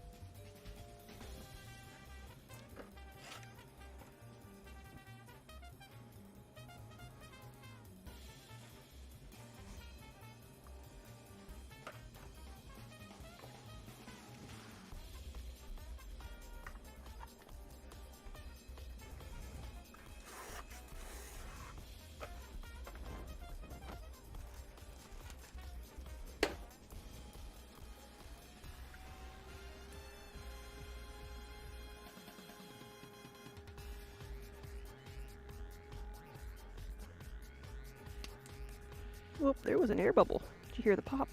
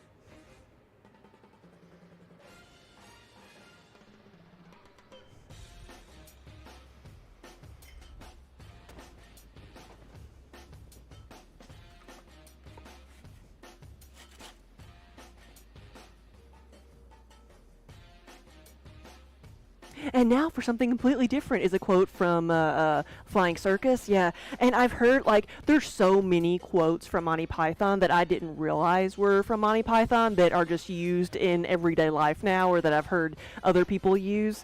Like, there's a book series that I like. I think they titled one book in the series, and now for something completely different. But they say that a lot in the books.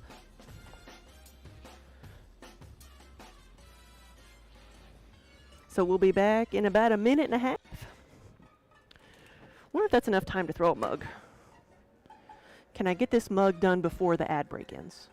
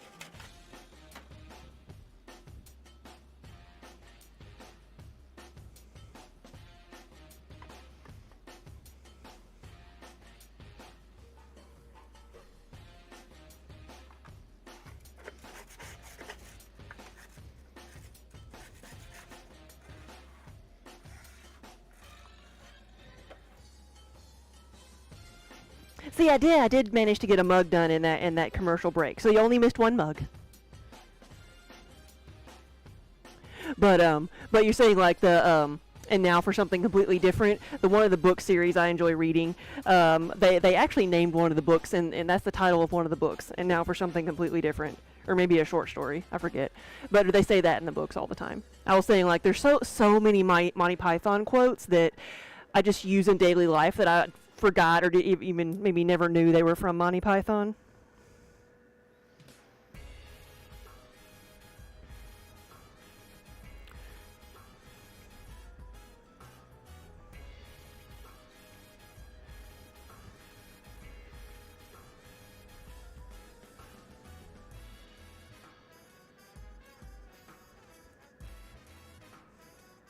Hey, Lassa, good afternoon.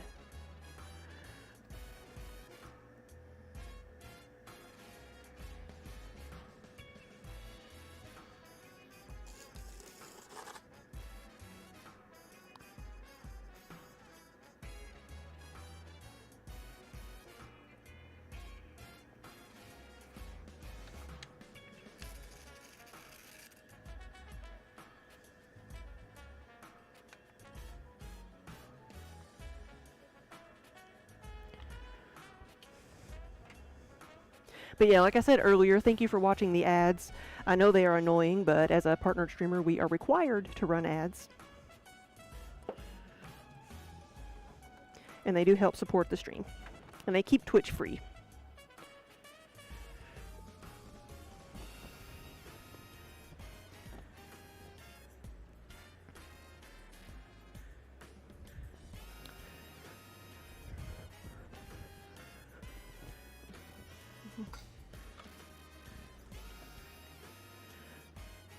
Kitten, thank you for the resub. Now you got no more ads.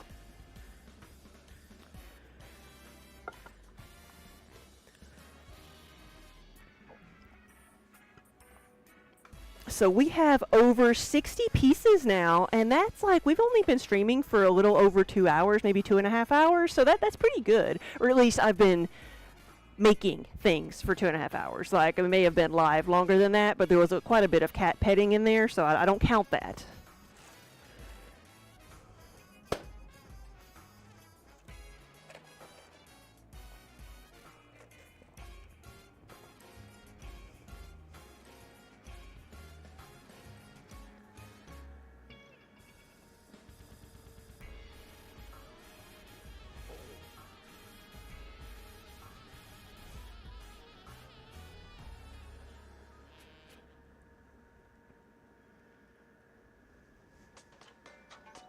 Yeah, the first 15 minutes was a cat show, yeah. As it should be.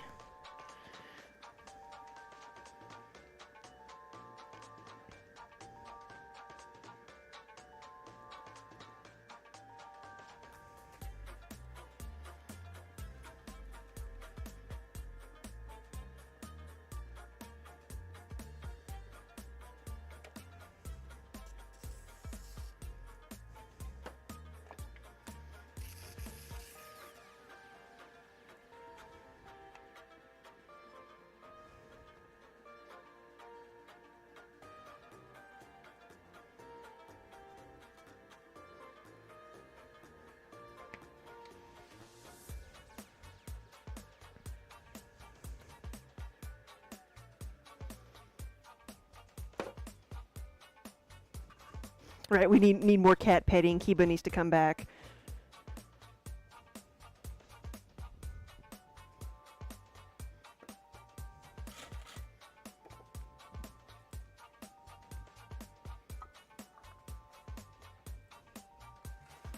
Kiba is no longer purple. His purple streak has worn off. Because the other day when I had ended up with, like, I think my purple streak has worn off too, because I was messing with the food coloring and the wax, and so I ended up with like purple food coloring on my arm and on my apron, and ended up Kiba got it, giving Kiba a hug. I got a bunch of food coloring on him, and so he had a little purple streak for a few days. I'm gonna guess that Kiba is in the front of the studio, like in the sun. That's gonna be my guess.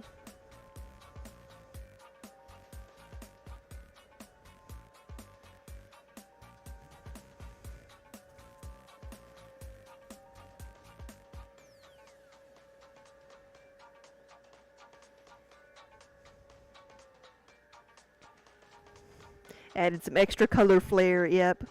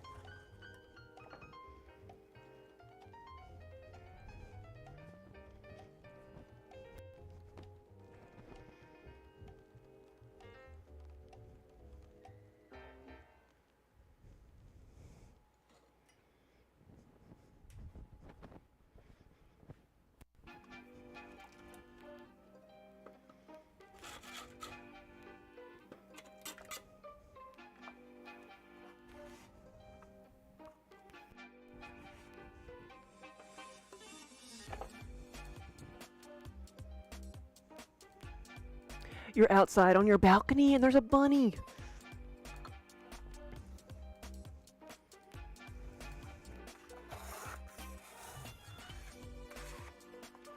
And see there, that's another Monty Python reference. You could have an attack bunny.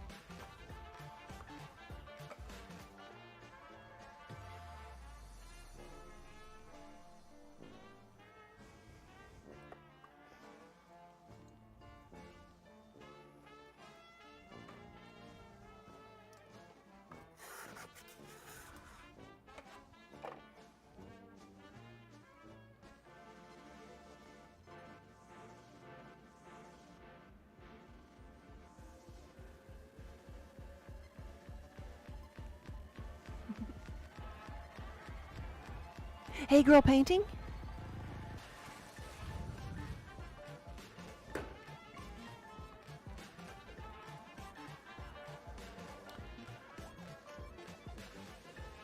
Okay, oh, you're outside. There's a couple of magpies having a conversation, yeah. Or are they yelling at you?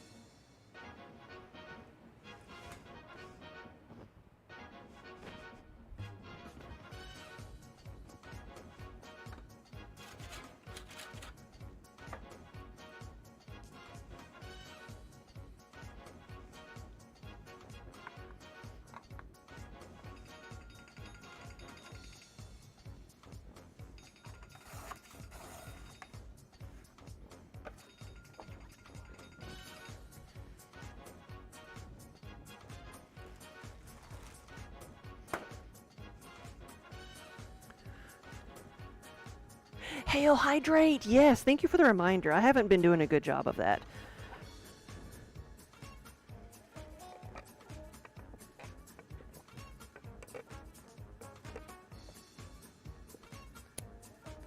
And we are. So that last one I did was number 70, so that's good timing.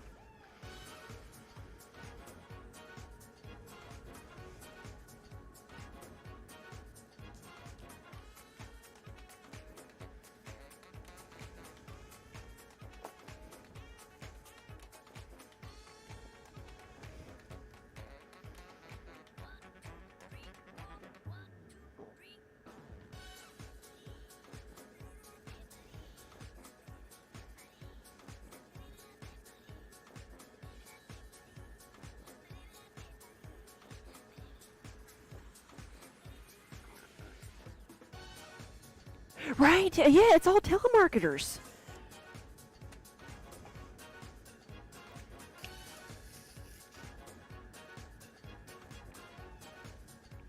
I think I'm going to be wary even if I do get a call from the website, because that's our business number is shows up as a business number.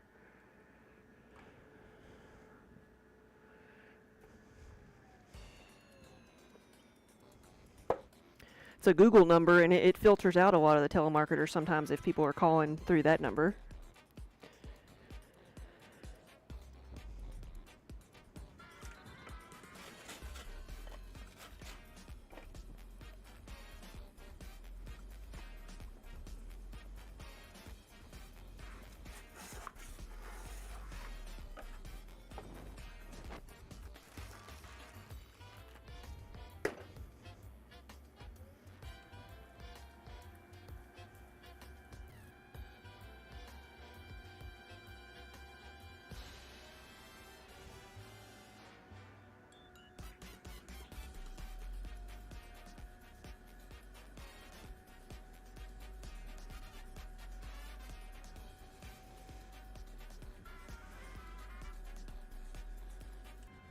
Oh, you just got a call that said you won a jackpot for the Olympics. There you go. I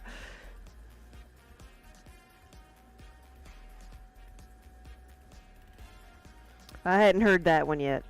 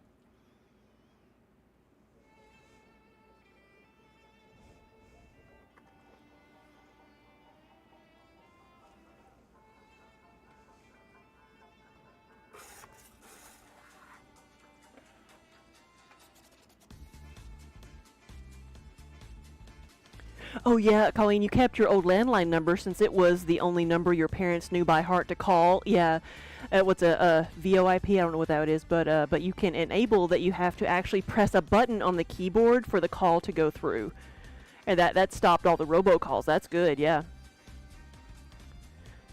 Yeah, like I said, a lot of the telemarketer calls that come through like our Google number, like if we go into the account, like they block a whole lot of them, but still sometimes a few get through.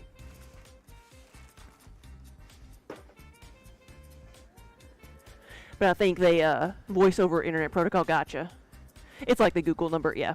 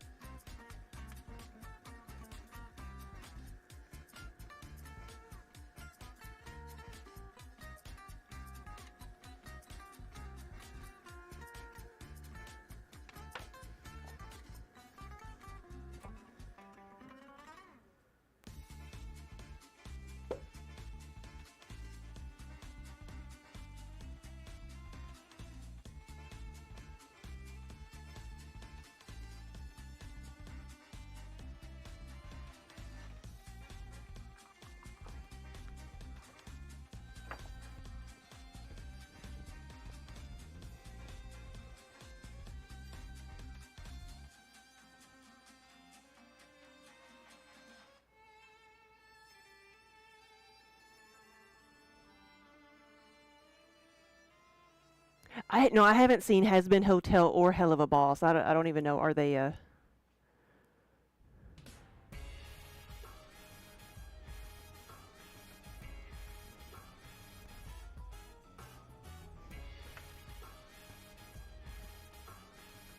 I do more. I don't watch much TV at all either. I do more audiobooks and then podcasts.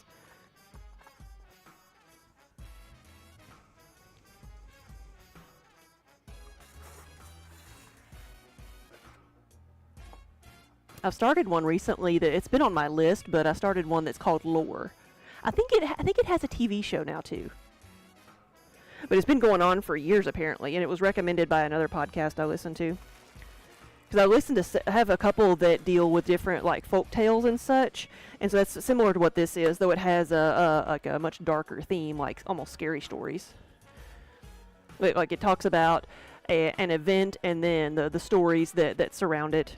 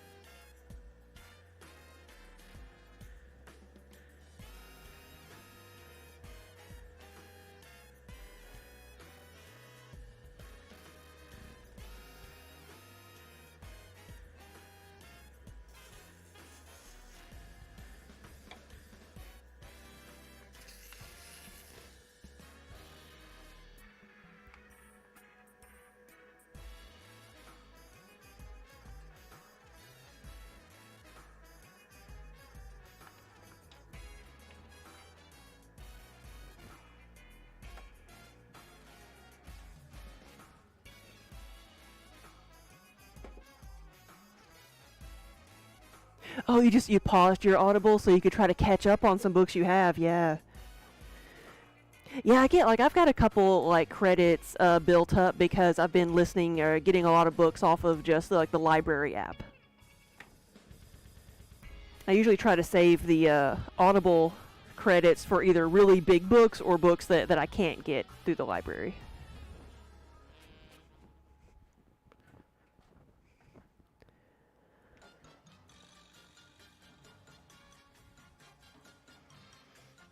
That's another like phrase we're gonna try to do. I've been asked for things they just have to do like with books or reading or book lovers, and so one that says like I like big books and I cannot lie.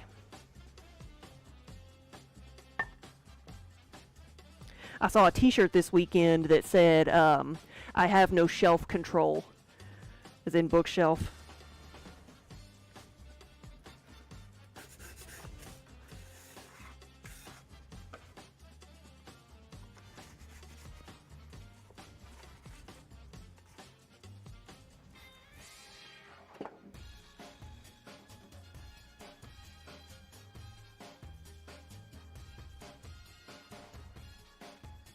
Girl, you prefer reading books because audiobooks don't really stick in your memory for you. Okay, yeah, I can see that. Especially like there's parts that I definitely have to go back and listen to again if I get distracted while listening to one. Most of the time though, I can do it while I can listen while doing something like this with my hands that I don't really have to concentrate on. And so that's why I started listening to so many of them. My mind something to chew on while I'm doing the monotonous tasks.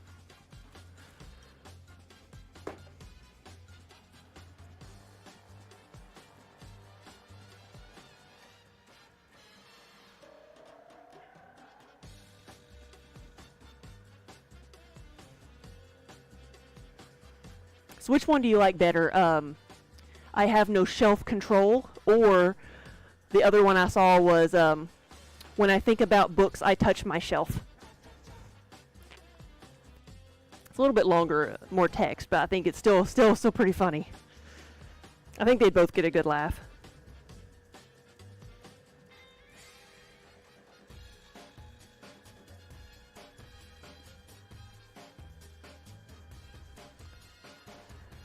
Yeah, you started listening to audiobooks while commuting every day, yeah. And that's when we were on CDs, yeah.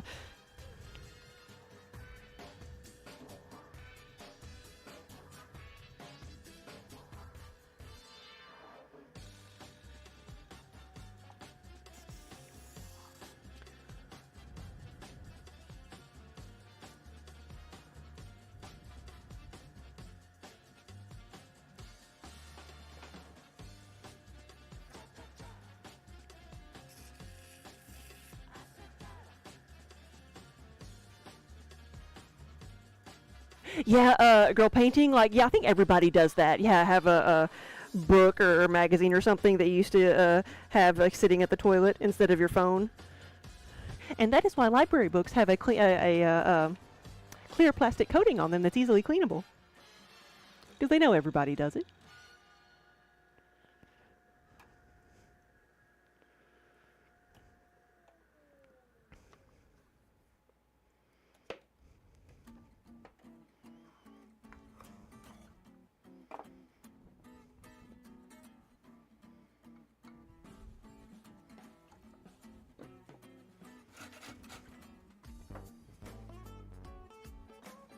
A book image, yes, yes.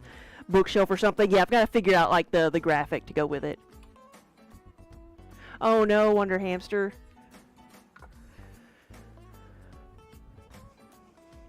I don't know. You know, Saturdays are like every day's hit or miss in retail, but I don't know. I feel like at the gallery, like on Saturday, we get people who are out, you know, out doing things, maybe day tripping and not there for an event, whereas during the week we get people who are on vacation and wanting to shop because they're in vacation mode.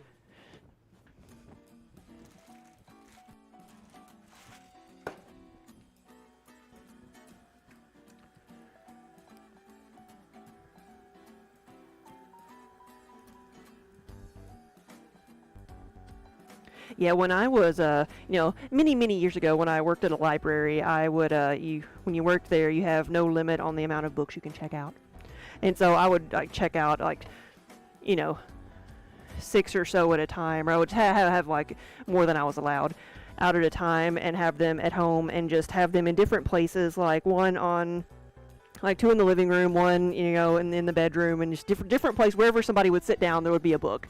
And so I got everybody reading that way because it would just be a book sitting there. And I'll never forget, like, there was one book I started reading, and my father, like, started reading it, and he got to where he enjoyed it, and so he would move my bookmark. Like, I started it, but then he would move my bookmark, and I never, like, just took the time to figure out where it was. And so I just gave up and you know, left his bookmark where it was, and then of course, once he got done with it, he's like, hey, you should read this book. It's really good. Thanks.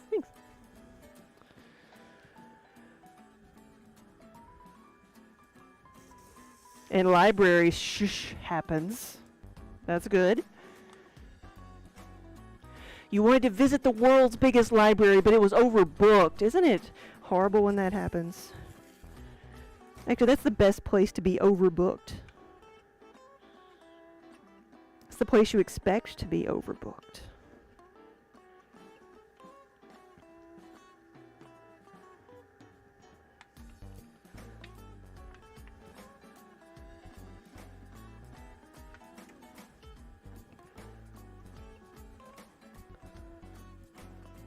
I love to get lit at libraries. There you go.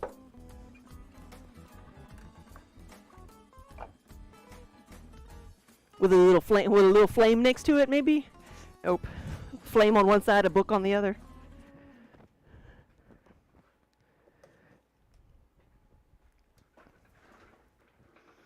And then I see a lot that say just like a lot of T-shirts that just say "I heart banned books."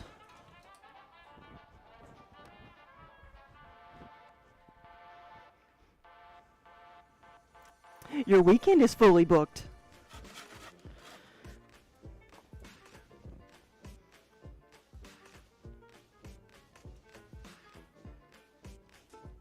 That probably would be a good one to put on a mug. I'm fully booked this weekend. Yep.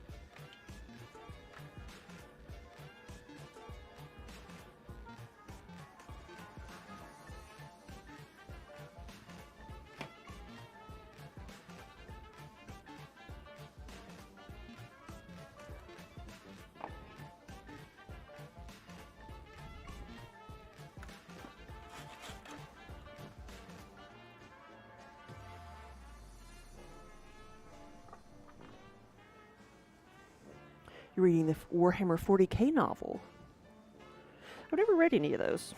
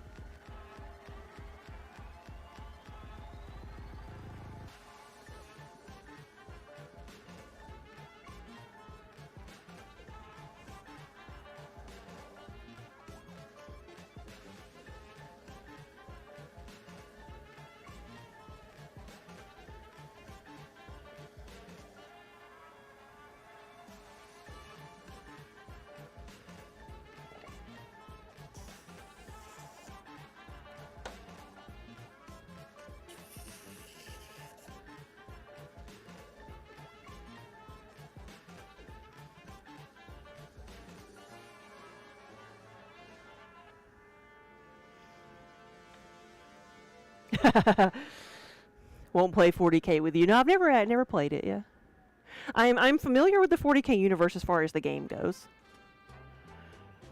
but I've never played it. I'm not a miniature gamer. I prefer little pieces of cardboard, preferably shiny pieces of cardboard. I like Magic better.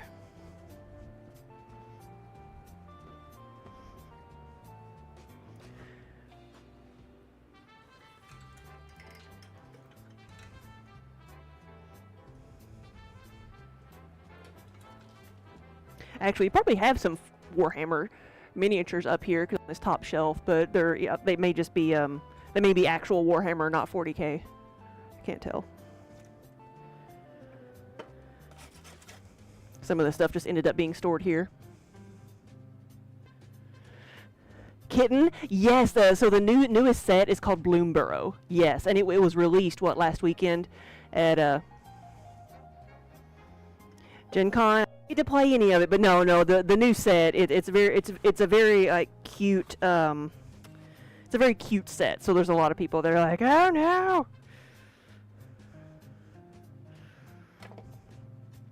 There's not enough boobies for some people because it's all animals. There's no humans.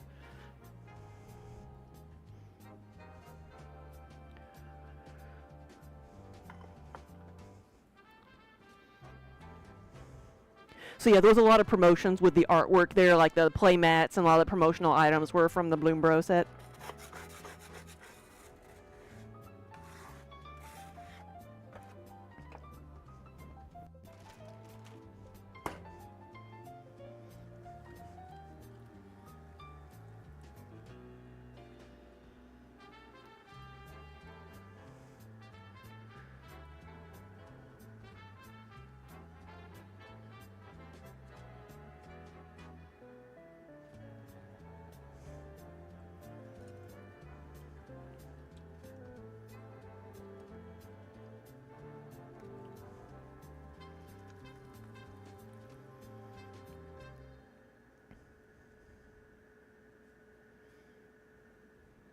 Yeah, I've heard with the set, like, tokens and squirrels and things are very popular.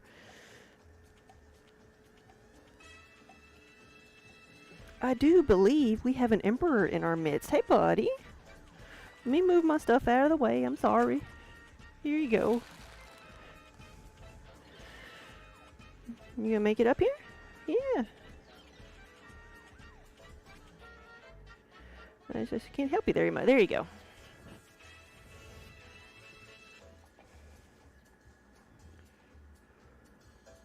Your deck has dragons. Well, since it's an all animal set, maybe they do have dragons. I haven't looked at all of them.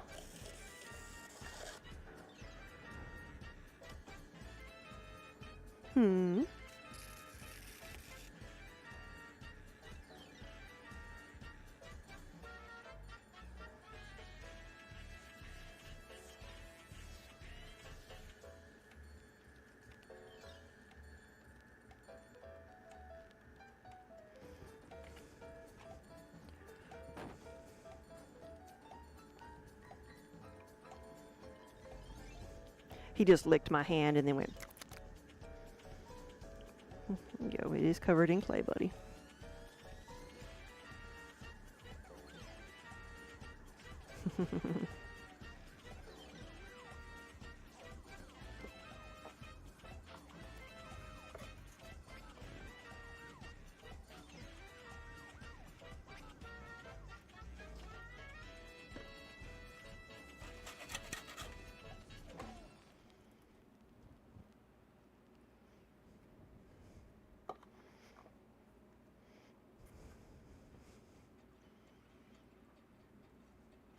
Really nice. I'm coming, I'm coming. There you go. Well, you don't get your little dainty feet wet.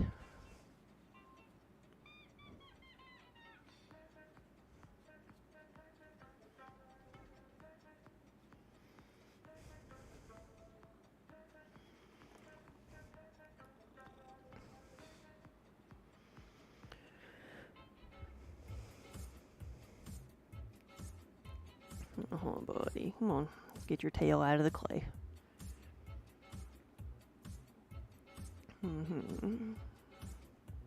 Is that fuzzy pottery? Yes, it's very, very lifelike creation I've made.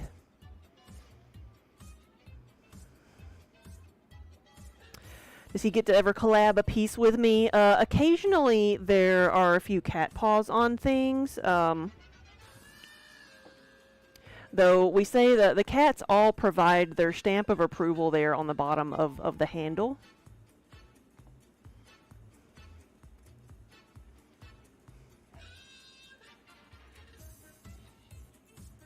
That's Kiba. We have a cat at home named Fuzzy. Fuzzy would never get her paws dirty.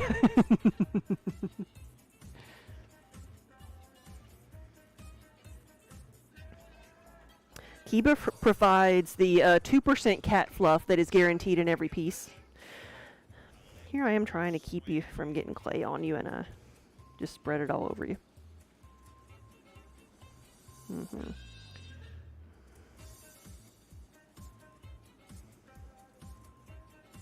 He lets me do pretty much whatever I want to as long as I'm petting him. There we go.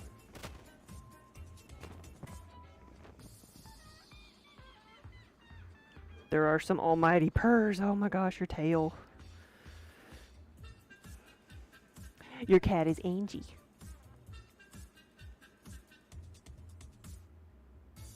Right there? Okay. I guess it's break time.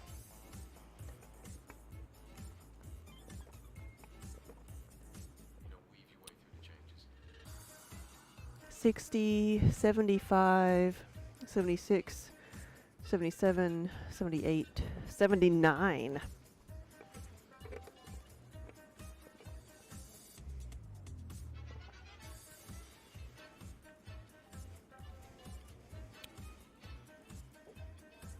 Here we go. You wanted to cuddle. You wanted to cuddle. You hear that purr? Nope.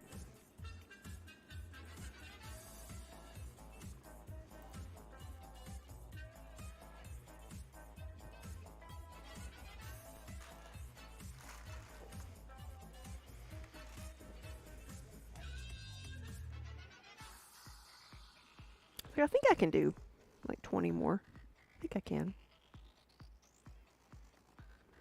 You swatted at me.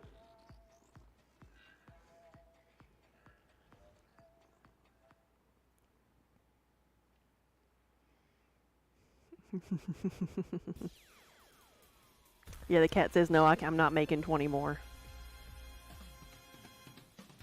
Thank you. He is a groomer. He'll sit there and, like, lick you to death if you let him. And he'll do the same spot over and over.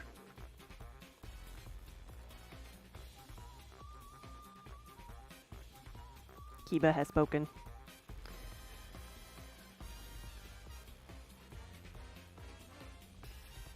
He's like, see, when you sit back here and you talk to yourself, and then we get treats. Because I usually start later in the afternoon, and so after a few hours, it's time for supper. And when I leave for supper, I give them treats before I go. So, oh, you got the bottom half.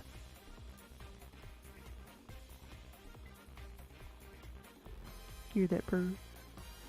Whoops.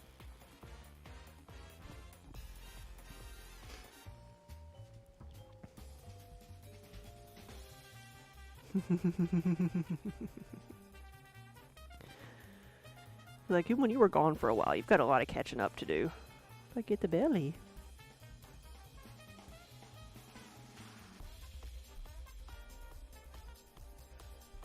If a tiger licks you, he can literally lick the tissue down to the bone. Wow. Fun fact. Did not know.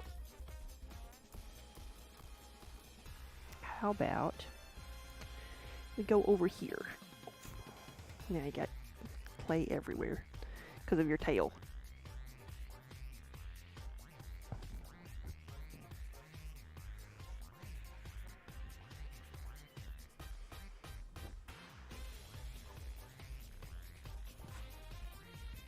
This is very own handmade raised water bowl.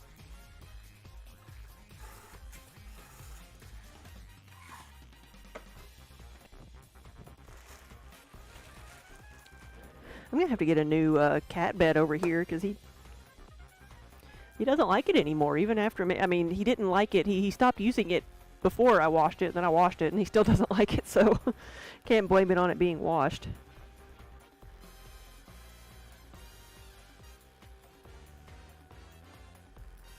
Of course, after saying that, maybe he'll just curl up and take a nap. I don't know.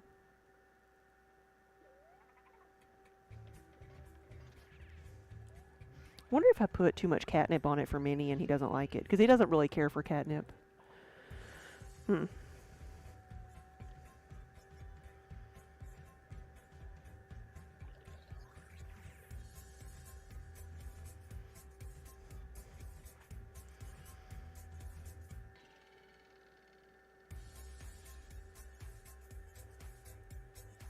Hmm.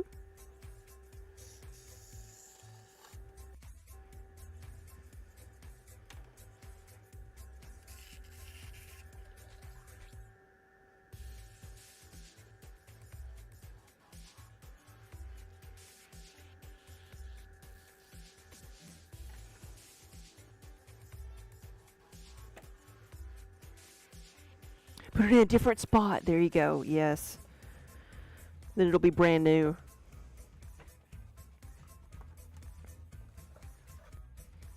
So now we have 80 at least.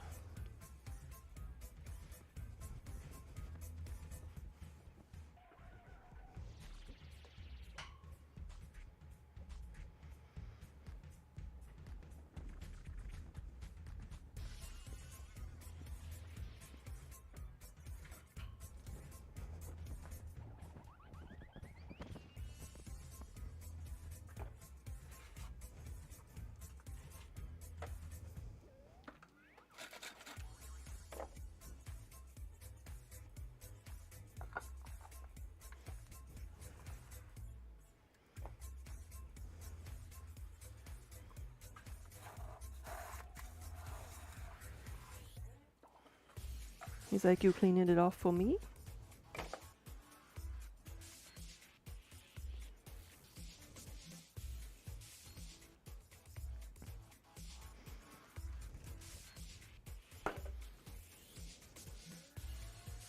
So, girl painting, these are all going to be mugs. They're all going to get handles and different graphics on them according to what's been ordered or what I need to restock.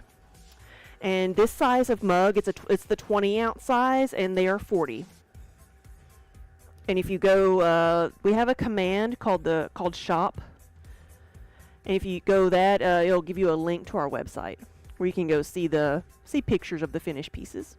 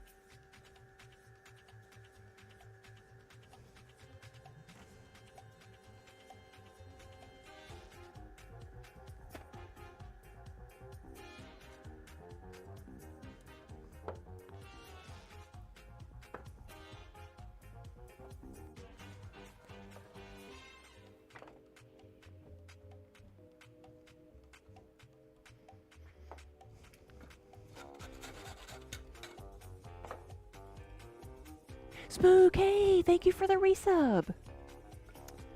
Good afternoon.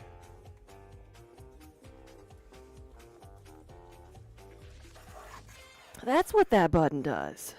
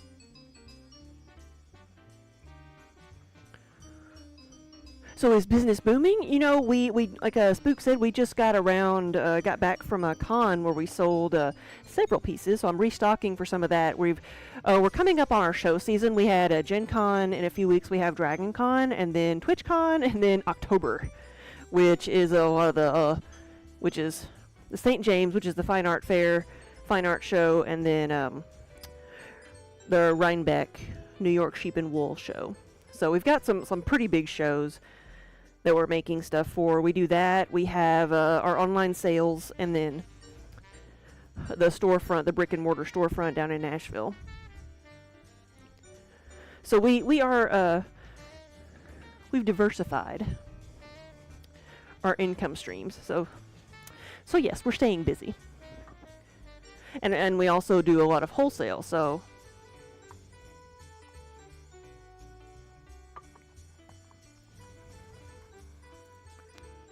you'll see me doing a lot of things that have like other businesses' logos on them for various things.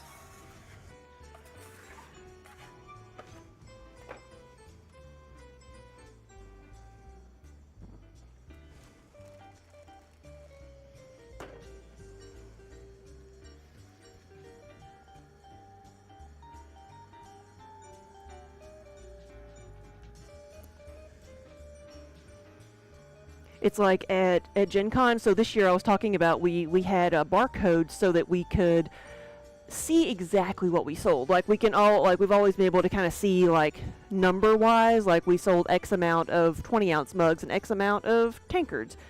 But this year we had barcodes that we put on everything so that we could know how many Princess Bride As You Wish mugs or how many Prancing Pony mugs we sold. And it turns out that we sold almost one of every single thing that we took. There's just a couple things that we didn't even sell one of, but we sold at least one of almost everything, as far as like variety of phrases and things. But still, the top 2 or 3 things that we sold was the Elvish script and the As You Wish. Elvish script beat out Prancing Pony.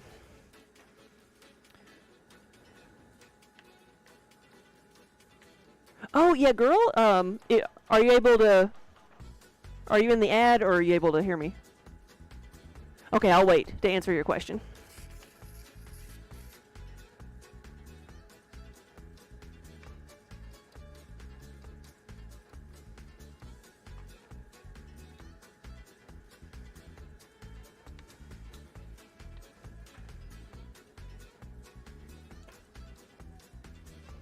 You're back? Okay. So to answer your question, yes, you could order a batch of mugs with your logo on them. I could sell them I could take orders for you and do like a drop ship service, or I could send them to you to sell, yourself.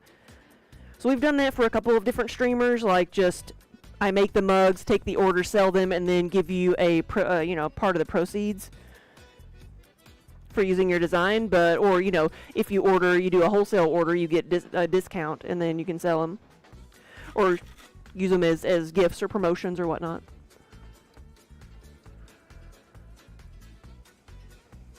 Ooh, you've got dragons, demons, zombies, insects. Ooh. Red, green, and black. Grixis.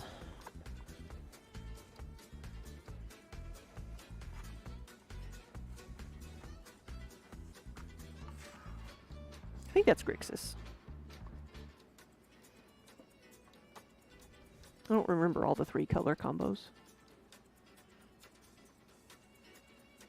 Oh, yeah, you need to get the blue cards to add the otters. That makes sense. Blue-green otters. Yeah. Just go with a full blue-green otter deck.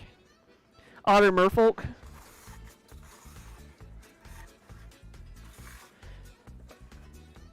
I heard somebody talking just in passing when I was there, talking about the Lorcana card game, and I still have not ever played it, but we got a couple of the pre-con decks. But I heard somebody talking about, like, just saying, like, yeah, I think I'm gonna play my Aristocats control deck, and I'm like, that is hilarious that they make the cat creature type are gonna be the parts that are what I would consider a blue deck, like the control cards, because they're cats. I'm just like thinking cats just like disrupt everything because they're cats. That's kind of awesome.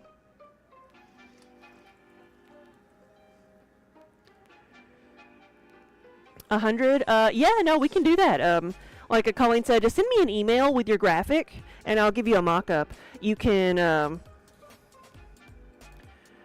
tell me you want one color. You can say send me an assortment, or you can pick from any of the colors.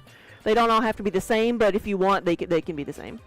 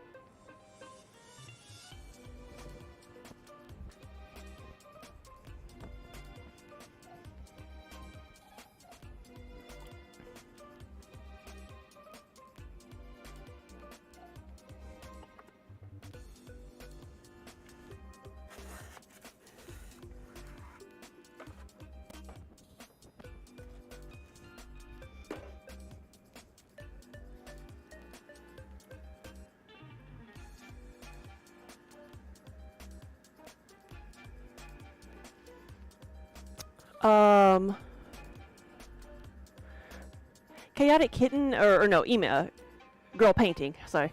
Just send me an email, and I can give you, if you're looking at 100 mugs, because it's going to be different if you're talking about wholesale and I ship them to you. That's one price. If you're wanting us to do the sales and the shipping and everything through our website, that will be more of like, once they are sold, we give you like a 20% commission at the end of every month.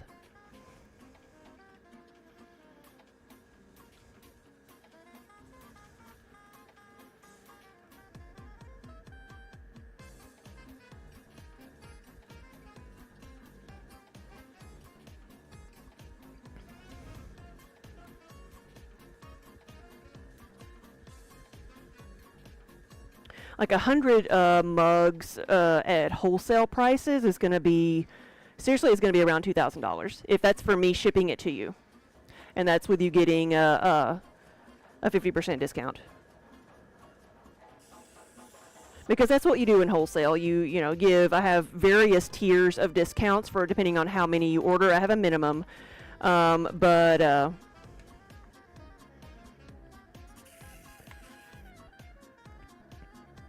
so it would be less upfront cost for you if, you know, we just made a design and made a sample and sold it versus, you know, you buying them upfront. Oh, you're in Germany. Okay, that makes a lot more sense. Do you think you have a lot of viewers or people that'd be wanting to buy them in the U.S.? Because I can ship to Germany. It's just, it's really expensive. And that's going to be, you know, a big part of whether something sells or not. What we could do, though, like, there is a big, like, shipping price break if you go, like, it costs $50 to ship one thing to Germany, or it costs $75 to ship, like, 12 things. So you know, it's like one box can fit, you know, so many things. If you fill it up, then that kind of disperses the shipping costs. So if you had a lot of people that like wanted to order, I could ship them to you, and then you could then ship them again. So that cuts down a little bit on the individual cost. No shipping to you whatsoever. Okay. Okay, so you have a lot more people in the U.S. Gotcha.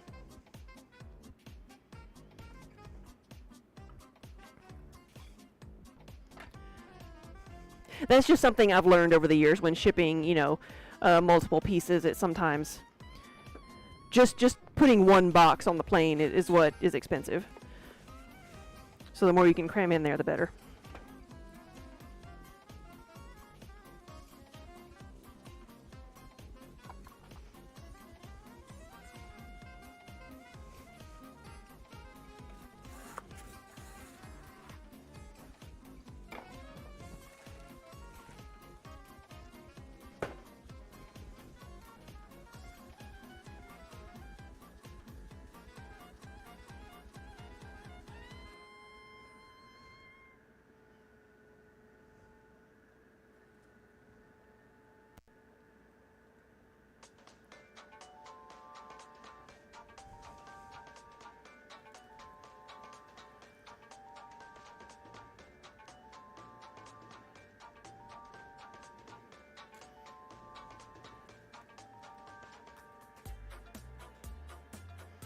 But yeah, send me an email and I'll definitely do a little mock-up for you so you can kind of see what it might look like.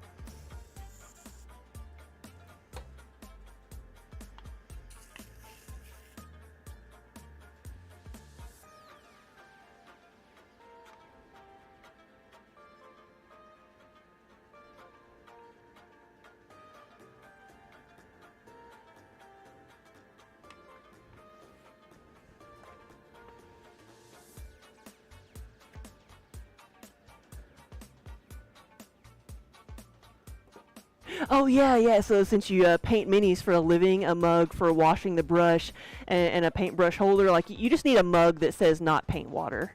That's what you need. Or a mug with a lot of things like notches in the rim, so it's awkward to drink out of, so you won't accidentally drink out of it.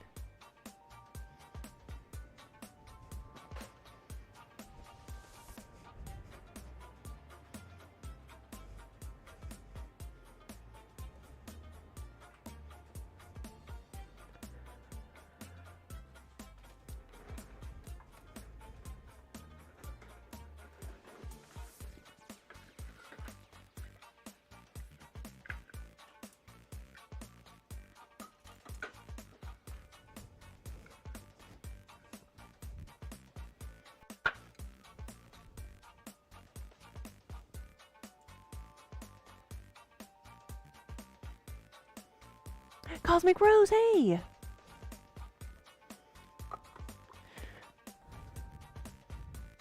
Just now showed up? Yeah, I don't even know if like people get notifications anymore.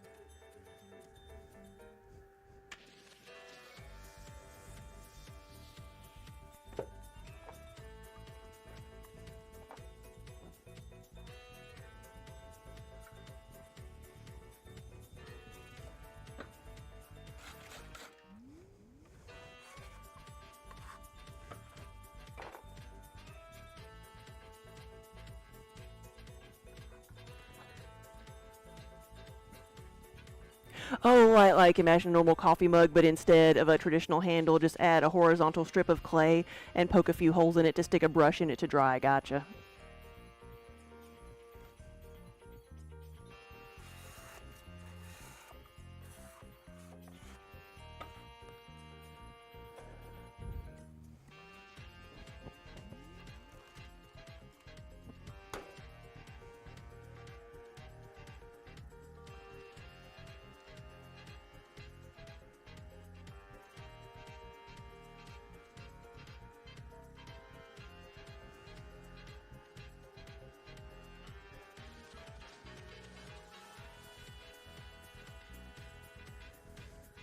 So you're thinking like a what I'm thinking of, like a toothbrush holder, or like some of the earring bowls I've seen where they have like a rim on them with holes in it to stick your hook your earrings into.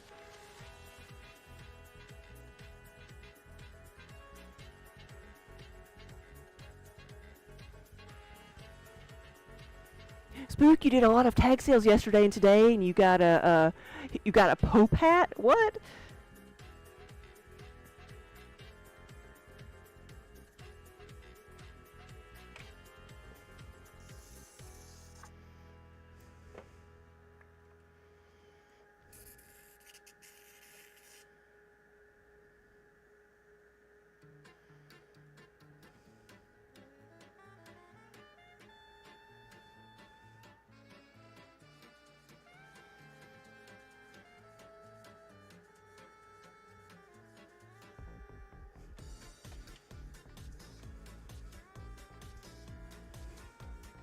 Oh, better find a charger quick.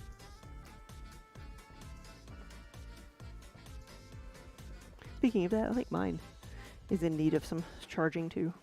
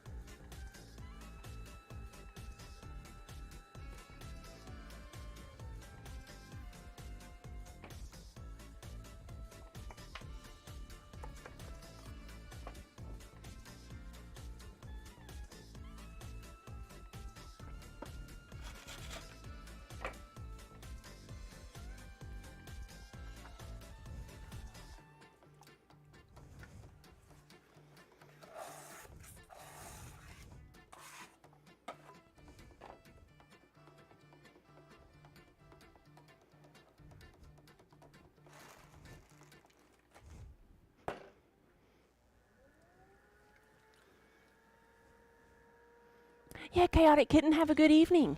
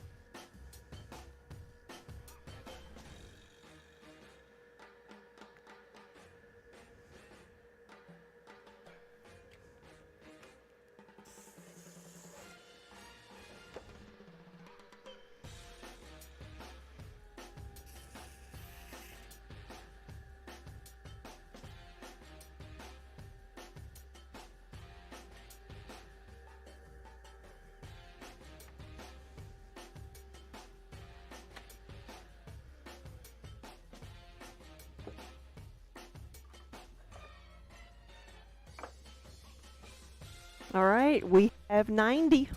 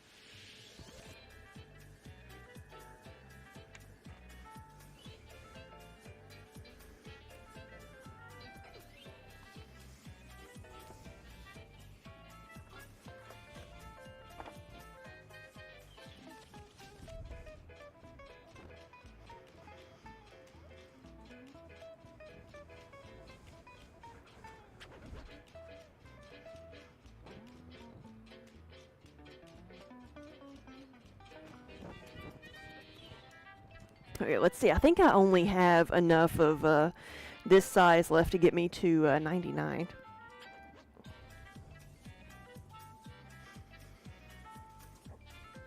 Because we did have one claytality. So I'll get something of a different size to make up for it.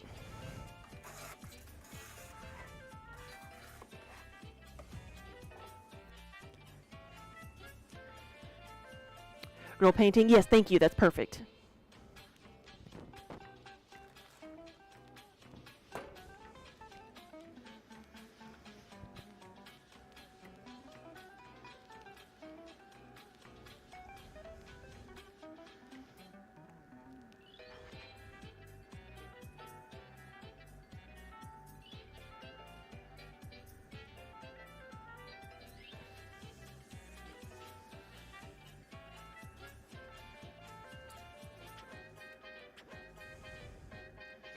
We did. We had a claytality. I had one that was getting too wonky and decided to just squish it.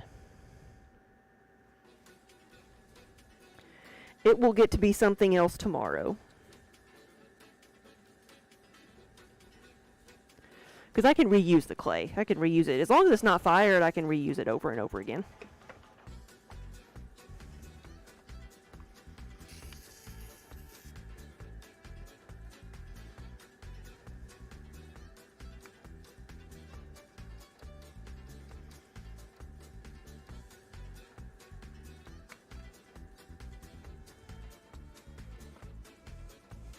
Would be a trans pot. I hadn't thought of it that way. It might. I always called them like Franken pots or zombie pots because they're dead, but they come back to life.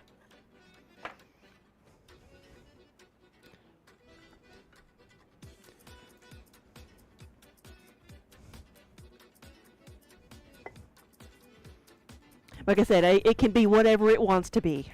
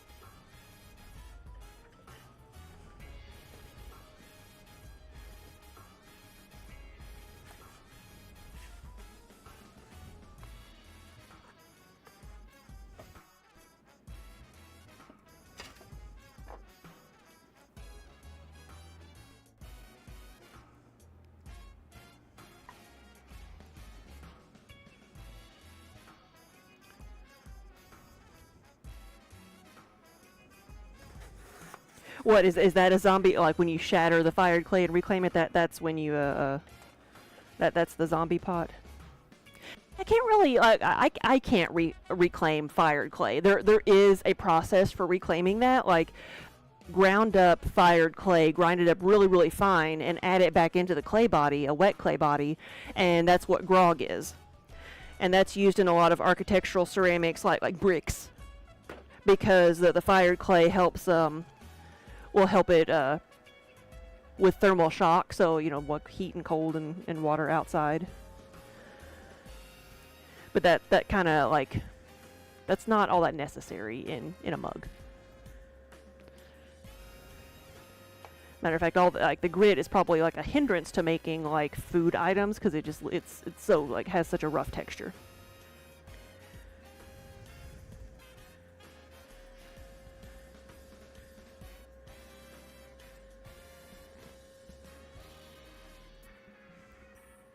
That's a mosaic, yeah.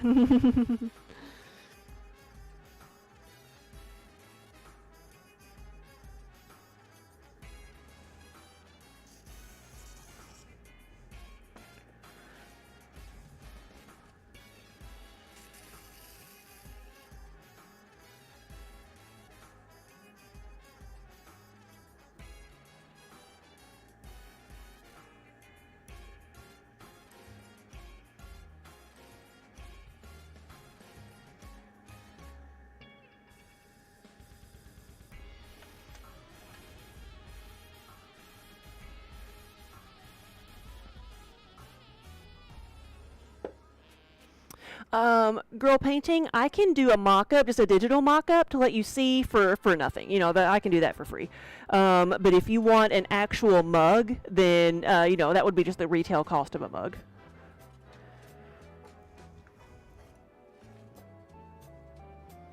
Because to actually make it, we would get approvals and need to make a stamp so we could actually make the mug and everything.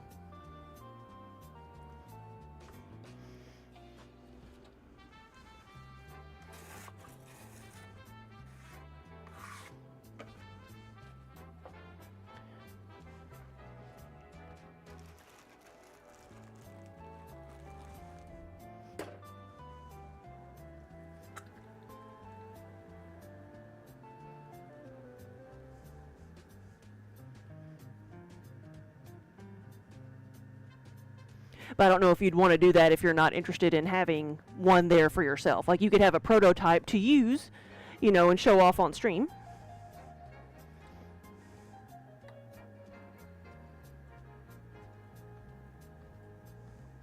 Oh, are you just wanting plain mugs? I thought you were going to put, like, your logo on it or something.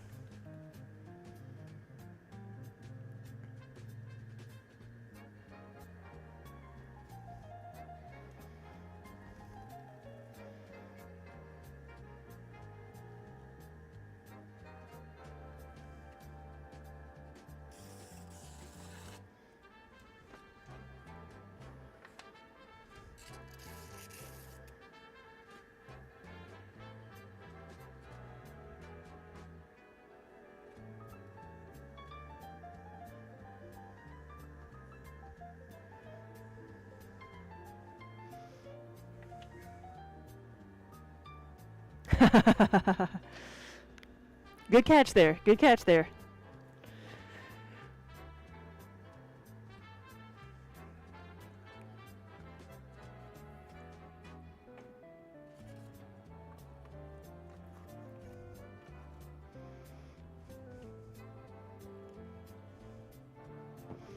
Here's Kiba again.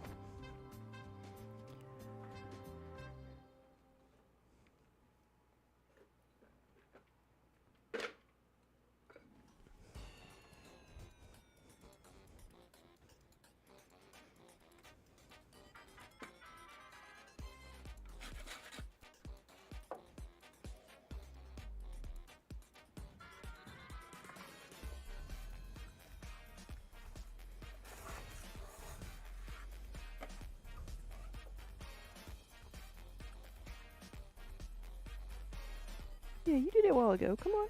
There you go. Now, buddy, I've got 3 more.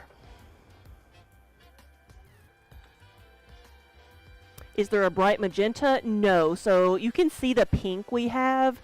It is like right here. It's a lighter pink, and then we have this one is like the pink over orange. So it's not magenta.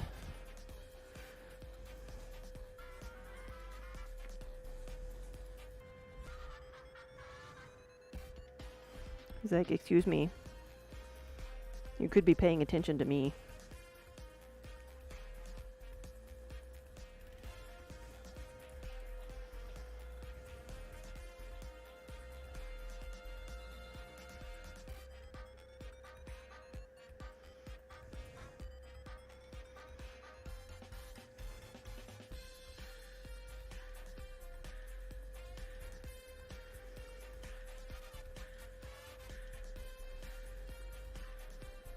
Now, the black over pink is very striking, but it's not magenta. It's not one of the examples that's up there.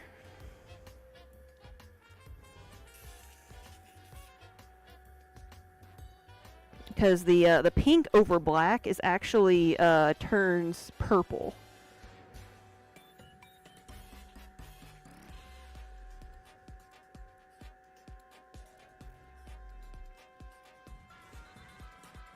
Red over pink or vice versa. I'd say red over pink probably works better than pink over red. I'm not sure how much of the pink shows up over red, but I could always do some tests and see.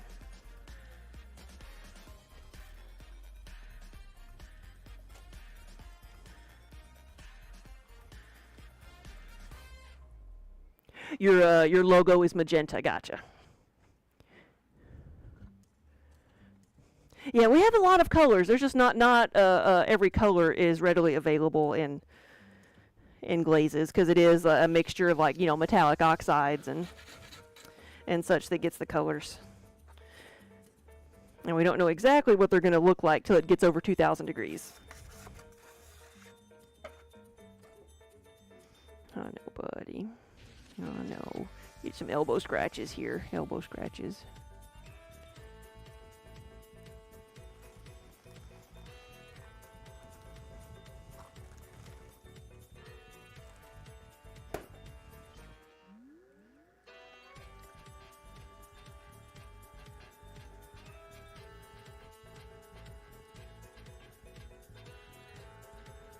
You bite my elbow, cat.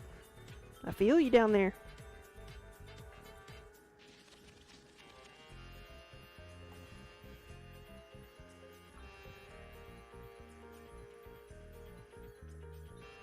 I feel a little wet nose. Ah! He bit me.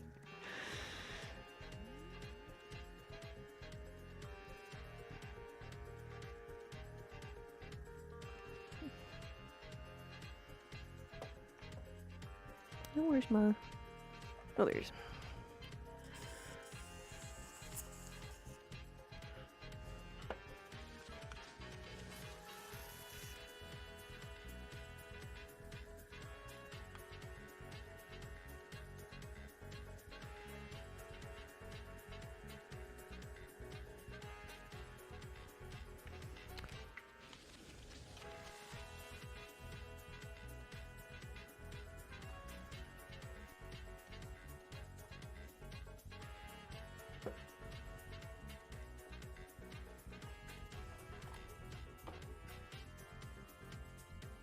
All right, 2 more things, Kiba. 2 more things.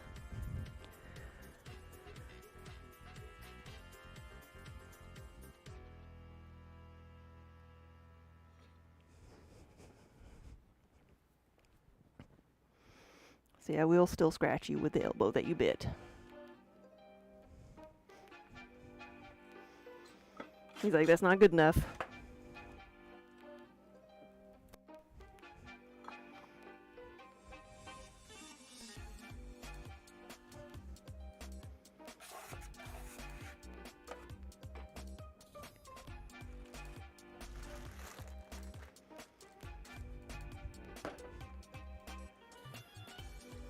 Is Minnie off chasing lizards? She's somewhere in here. Like, I hear her little jingly bell every once in a while, but she's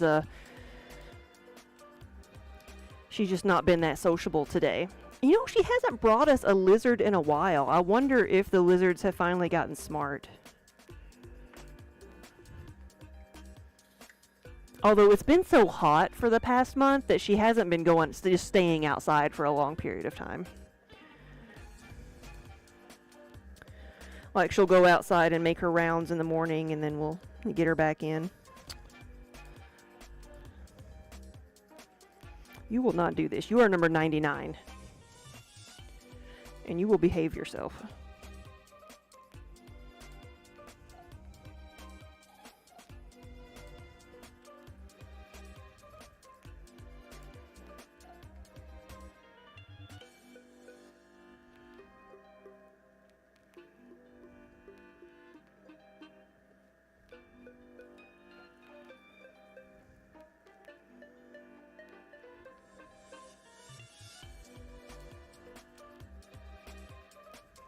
There, that's more like it.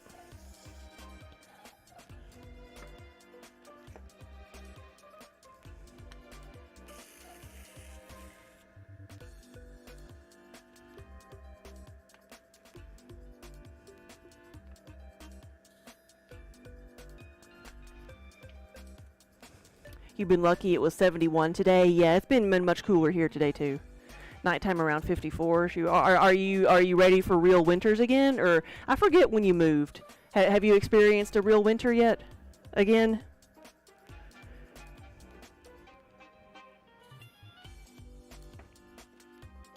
All right, 99.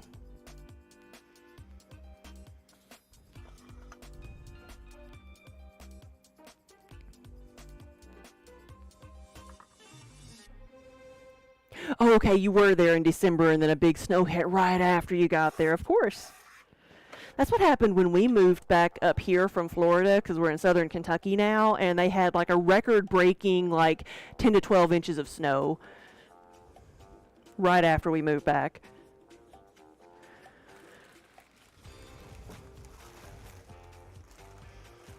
All right, I need to make a little like Brie Baker like cat dish.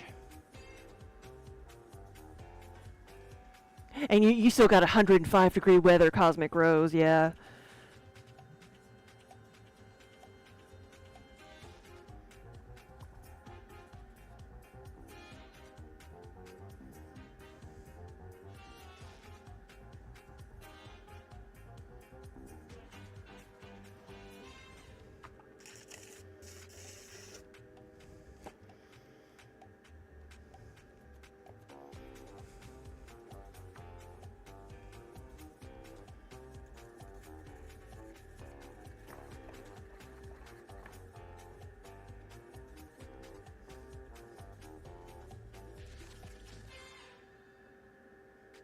There we go.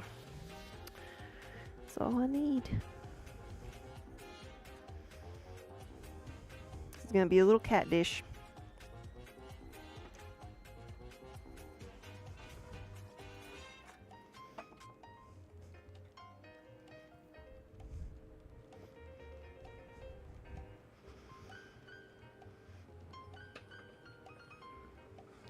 And I did say, like, I've got some more of the smaller mug pieces down here. I'm gonna make a potion bottle, because I really do. I want to make a. I'm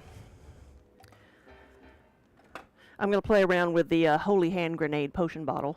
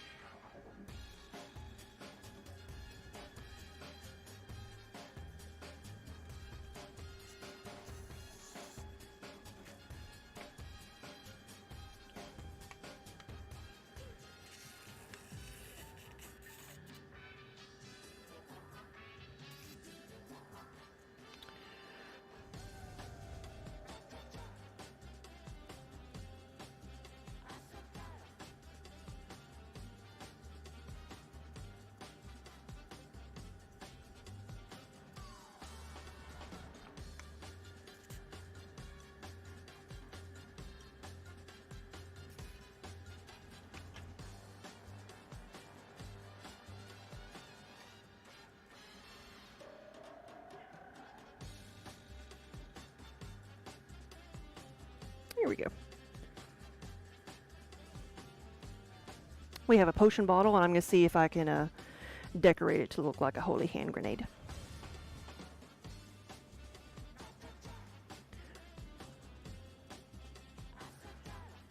Potion bottles did sell well, yes. We sold 87 of them. So I was just looking at the numbers the other day. So that was, and we sold 23 of the leather straps that went with them. So I was like, oh, it felt like we didn't sell as many as we did last year. But last year we sold 25. This year we sold 23. So it was about the same. But I think we sold a lot more potion bottles than we did last year. I think we had more potion bottles. So. And people did like the Zelda ones, the new Zelda ones that I did. They were a big hit. People recognized them. That was my big thing, is I didn't know if people would recognize them. So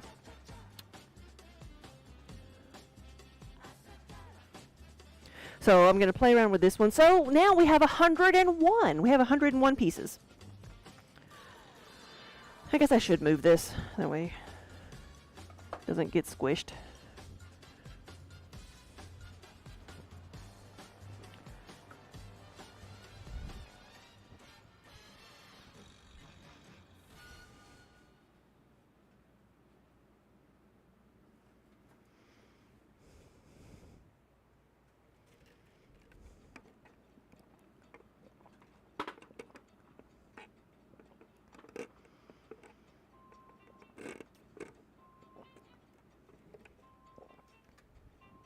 All right, let's see.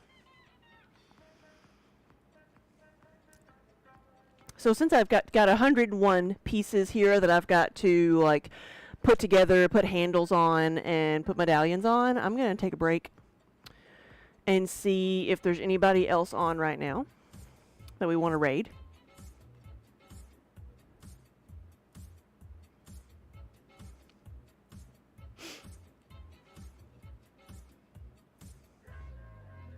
We got Legos.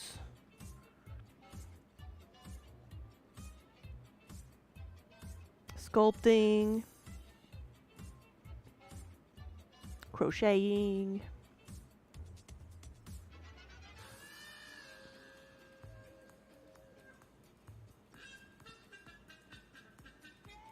Do we have any suggestions?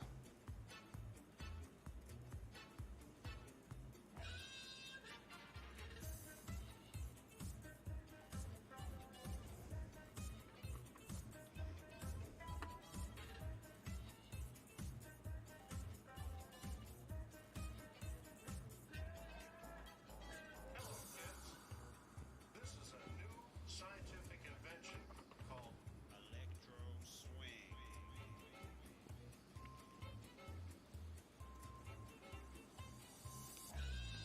Hey, Junk. We have had a good day. We've gotten 101 pieces done.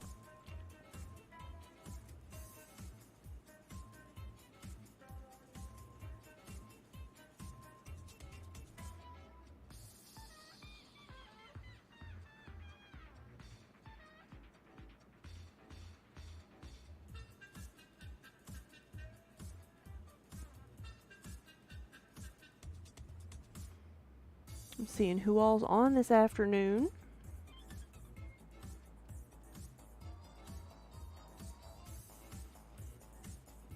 I think we're going to go see Megan of All Trades. Weave your way through the changes.